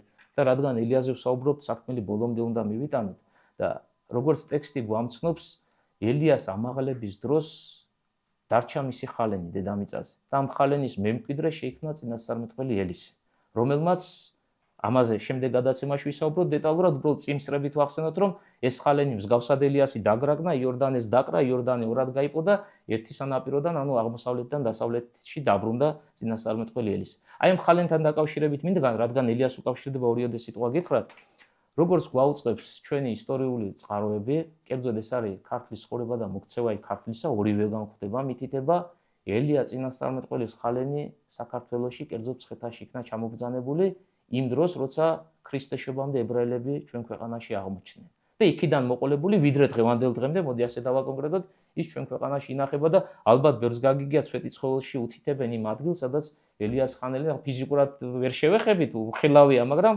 აი როგორც გადმოცემების თანახმად ჩვენამდეა მოსული, აგერ წყაროებიც ვახსენეთ, ჩვენს ქვეყანაში ინახებოდა. და ერთი პატარა ისტორიული ექსკურსი მინდა გავაკეთო, ამას დიდი დრო არ დასჭირდება. ეს ეპოქა, რაზე ჩვენ ვსაუბრობთ, არის ძველი წელთაღრიცხვის მერვე საუკუნე. ანუ ელია როცა ამაღლდა და ხალენი ელისეს დარჩა, ეს არის ქრისტეშობამდე მერვე საუკუნე. და როგორც ჩანს, როგორც ელისე იყო მემკვიდრე, ანუ მოწაფე ელიას ხალენისა, აი ელისე რომ გარდაიცვალა, ის ვიღაცა თავის მოწაფეს დაუტოვებდა ამ სიწმინდეს, ხო ესე უყურადღებოდ ის არ დარჩებოდა. მე ის მოწაფე რომ გარდაიცვლებოდა, კიდევ ვიღაცა გზის გამგზელებელო, თუმცა ეს ხაზი დაკარგულია, ბიბლია ჩვენ არ ვიცით. ელისეს შემდეგ ხალენი ვის ჰქონდა, ამას ბიბლიური წიგნები არსად არანაირ მითითებას ამის თაობაზე არ გვთავაზობს. შესაბამისად, აი ლოგიკური მსჯელობაა, რომ ხალენი გადაეცემოდა თაობიდან თაობას, წინასწარმეტყველიდან წინასწარმეტყველს. და ნახეთ ახლა როგორი ვითარება, როდესაც ძველი წელთაღრიცხვის მე-6 საუკუნეში, ახლა მე-8-ზე ვსაუბრობთ და მე-6-მდე მოვედით. ნაბუქოდონოსორმა განიზრახა, რომ დაიპყრო იუდეის სამეფო, ორი ტომისაგან რომ შედგება, იუდას და ბენიამინის ტომი. ეს მოხდა 588 წელს. გამოვიდა თავისი ძლევამოსილი ბაბილონური ჯარით და წამოვიდა იუდეის მიმართულებით. როცა ებრაელებმა გაიგეს, რჩეული რიშვილებმა იქ ცხოვრობდა, ზოგი სოფელში ცხოვრობს, ზოგი დაბაში, ზოგი პატარა ქალაქში, მიხვდნენ რომ იქ გაჩერებას აზრი არ აქვს, თუ იქ გაჩერდები სოფელში, დაბაში, ქალაქში, წინააღმდეგობას ვერ გაუწევ იმ სოფელს და დაბას, ისე მარტივად აიღებს ნაბუქოდონოსორი, მიწასთან გაასწორებს და ამიტომაც დიდმა ნაწილმა, უდიდესმა სიმრავლემ თავი შეაფარა იერუსალიმს, თუ იერუსალიმი ძალიან გამაგრებული ქალაქი იყო და მან ასე მარტივად დედაქალაქს ვერ დაიპყრო და მე როცა მივალ სათანადო ადგილ და უფრო დეტალებში და წვრილებში ვისაუბროთ, როგორ მოხდა დაცემა იერუსალიმსა, რამდენი ხანი დღე გაგრძელდა, რამდენი ხანი უფრო სწორად ალყა, საკმაოდ დიდხანს გაგრძელდა. მაგრამ ერთმა ნაწილმა ებრაელებისა, სხვადასხვა ნაწილმა, ჯობია ასე ვთქვათ, ზოგიერთები ეგვიპტეში გაიცნენ. ვიღაცამ იერუსალიმის მაინც და მაინც დობა ვერ გამოუცხადა, იმიტომ რომ იერუსალიმის ქალაქია და კი ძლიერია, მაგრამ არ არის გამორიცხული დიდი ალბათობით, ასე იფიქრებს, რომ ნაბუქოდონოსორი აიღებს მას. ვიღაცებმა ტყეში და ღრეში გადაინაცვლებს ქართულ გამოთქმას გამოიყენებს. აი რაღაცა ნაწილი მე-6 საუკუნეში გამოიყო იქაურობას იმ სივრცეს, არც ეგვიპტეში წავიდა, არც ტყეში, არც ღრეში და ზუსტად მაშინ ხდება ჩამოსვლა საქართველოში. იმ დროს ეს ტერმინი არ იყო, მაგრამ მე თანამედროვე ტერმინებით ხელმძღვანელი და დამკვიდრდნენ იმ სივრცეში, რასაც მცხეთა ეწოდება. და საიდან ვიცი, თუნდაც საერო მაგალითი მოვიშველიოთ. ებრაელების და ქართველების მრავალ საუკუნოვან მეგობრობაზე სიმღერა ერთ შექმნილი, ყველას გაგვიგია. რამდენი საუკუნეა დასახელებული? მე-20 საუკუნეში ეს სიმღერა შექმნილი. 26 საუკუნოვანი მეგობრობის თაობაზეა მითითება და მე-20 საუკუნეში შექმნილი სიმღერა, რომ 26 საუკუნოვანი მეგობრობის თაობაზე გვაუწყებს, ახლა მარტივად გადავთვალოთ, საიდან უნდა იწყებოდეს ეს ამბავი, ხო? ანუ ქრისტეშობამდე მე-6 საუკუნესთან მივდივარ და აი მეგობრობა იმ გაგებით, რომ ამ დროს მოხდა პირველი ნაკადის ჩამოსვლა საქართველოში, როგორც ჩანს, ერთ-ერთი მემკვიდრე ელიას ხალენისა ელისეს გზით აი ამ საკრებულოში აღმოჩნდა, რომლებიც საქართველოში ჩამოვიდნენ, რომ ისევ ეს ტერმინი იმ დროს არ არსებობდა, მაგრამ თანამედროვე გაგებით ვიყენებ. და იქიდან მოყოლებული ეს სიწმინდე უკვე ჩვენშია შენარჩუნებული, შენახული და ერთსაც ვიტყვი და ამით დღევანდელი დღე დავასრულოთ, როგორც ზოგიერთი განმარტებელი გვეუბნება, ელიას ხალენის ჩამოსვლამ განსაკუთრებული სიწმინდისა თავის მოწაფეს რომ დაუტოვა. განპირობებული იყო ერთი მიზეზით. ეს იყო სიწმინდე, რომელმაც გზა გაუყვალა კიდევ უფრო აღმატებულ სიწმინდეს. და უფრო აღმატებულ სიწმინდეში რაც გულისხმობ, და პირველ საუკუნეში რაც მოხდა. ეს ცნობებიც დასულია ჩვენს ქართულ წყაროებში, მაცხოვრის კვართის ჩამობრძანება. ანუ ჯერ ელიას ხალენმა გაკვალა გზა და შემდგომ უკვე ამ გზაზე დგება რა თქმა უნდა აღმატებული სიწმინდე, იმიტომ რომ ის მაცხოვრის კვართი, ეს წინასწარმეტყველის წმინდა სამოსია კი ბატონო, მაგრამ კვართი ყველა შემთხვევაში უფრო აღმატებულია, როგორც განკაცებული ღმერთის შესამოსელი არა, აი უკვე 6 საუკუნის მერე ის მობრძანდება საქართველოში. იმ დროინდელ მცხეთაში და დაივანებს დღევანდელი გაგებით სვეტიცხოველში, ხო? მასზე იქნება მე დაფუძნებული ეს ჩვენი ერთ-ერთი ყველაზე ძველი და ყველაზე განსაკუთრებული და შეუფასებელი ტაძარი.